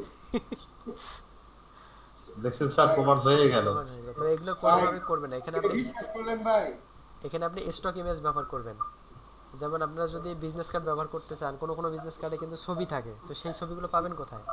আপনি ইয়াতে সার্চ দেন, গুগলে সার্চ দেন যে ফর্মাল মেন্স ফটো। এ ভাই এ ডিস্টার্ব করেন কেন?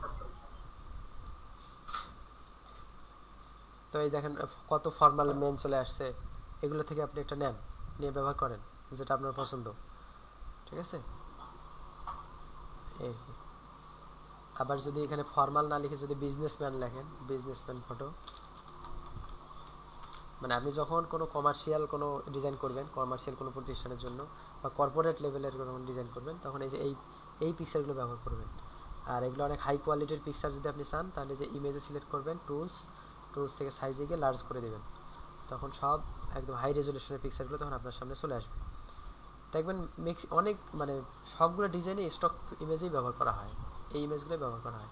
যারা কেনে তারাও জানে যে এটা স্টক ফুটেজ, সমস্যা নেই, সে এটাকে চেঞ্জ করে নেবে, তার যে কিনবে তার কোম্পানির ছবি ওখানে পিছনে লাগাই দেবে, এটা সবাই জানে। তো কিন্তু আপনি ওখানে নিজের পিকচার দিবেন না, তার একটা কারণ হতে পারে, সেটা হলো হয়তো আমি কিনবো টাকা দিয়ে, আপনার পিকচার কেন সেখানে থাকবে, এরকমটা হতে পারে। আবার হতে পারে যে যেমন মনে করেন এই পিকচারগুলো হয় কি, যে সুন্দর ভালো কোয়ালিটি সম্পন্ন ক্যামেরা দিয়ে সুন্দর লাইটিং করে মেকআপ করে এই ছবিগুলো তোলা হয়, কিন্তু আপনার আমার ছবি কেমন হয়, আমরা যখন যেখানে পারি সেখানে ছবি তুলি, সেগুলো ছবি কিন্তু খুব একটা ভালো হয় না, ঠিক আছে? গাছতলা বটতলা সব জায়গায়। হ্যাঁ, তো এগুলো কিন্তু এই যে মনে করতেছেন যে এই মনে হয় বই নিয়ে যাচ্ছিল সেই অবস্থায় ছবি তুলছে, কিন্তু না, ওটাও একটা পোজ আর। তো এগুলো আপনাকে বুঝতে হবে, ঠিক আছে? তো এইভাবে আর কি আপনারা এই জিনিসগুলো ব্যবহার করবেন। তো এইখানে স্টক ইমেজ ব্যবহার করবেন।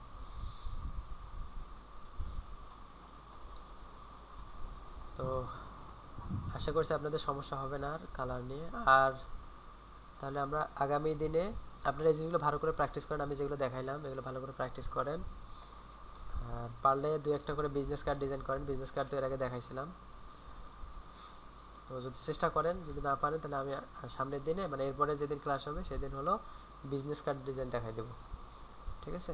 সিম্পল একটা বিজনেস কার্ড কীভাবে আপনি আইডিয়া জেনারেট করে ভিন্ন একটা ইয়ে বানাবেন, সেরকম সম্পূর্ণ নতুন একটা আইডিয়া কীভাবে জেনারেট করবেন এইটা বিষয়ে দেখাই দেবো সামনের ক্লাসে ইনশাআল্লাহ, ঠিক আছে? আপনি দেখাই দেন স্যার, আগে আপনি বিজনেস কার্ড কয়েকটা সিম্পল না কয়েকটা মডেলের আর কি বানাই দেখায় দেন, তারপর আমরা করতে পারবো। কারণ এখানে আপনার মনে করেন যে শেপের ভিতরে যে আগে যেরকম ছবিগুলাই অ্যাড করতাম, জি, এখানে আরো সহজ, শুনেন এখানে আরো সহজ। জানতে হবে না, না জানলে সহজ হয় কেমনে? আচ্ছা ঠিক আছে, সমস্যা নাই। তাহলে আমরা নেক্সট ক্লাসে কি করতেছি তাহলে? Business card. হ্যাঁ, একদিনে শুধু বিজনেস কার্ডের যত রকম হয় কম বেশি আর কি হ্যাঁ, একটু শিখাই দিলে ইনশাল্লাহ হয়ে যাবে আর কি। আর পরবর্তীতে বিজনেস কার্ড নিয়ে মাথা না ঘামাইলেও চলবে। আরিফ ভাই এটা কি? কোনটা ভাই? এই যে লিঙ্ক দিছেন, কই ভাই, আমি তো কোথাও লিখ দিইনি আরিফুর রহমান কার নাম? আপনারই তো নাম। ভাই, কই দিলাম? ওমা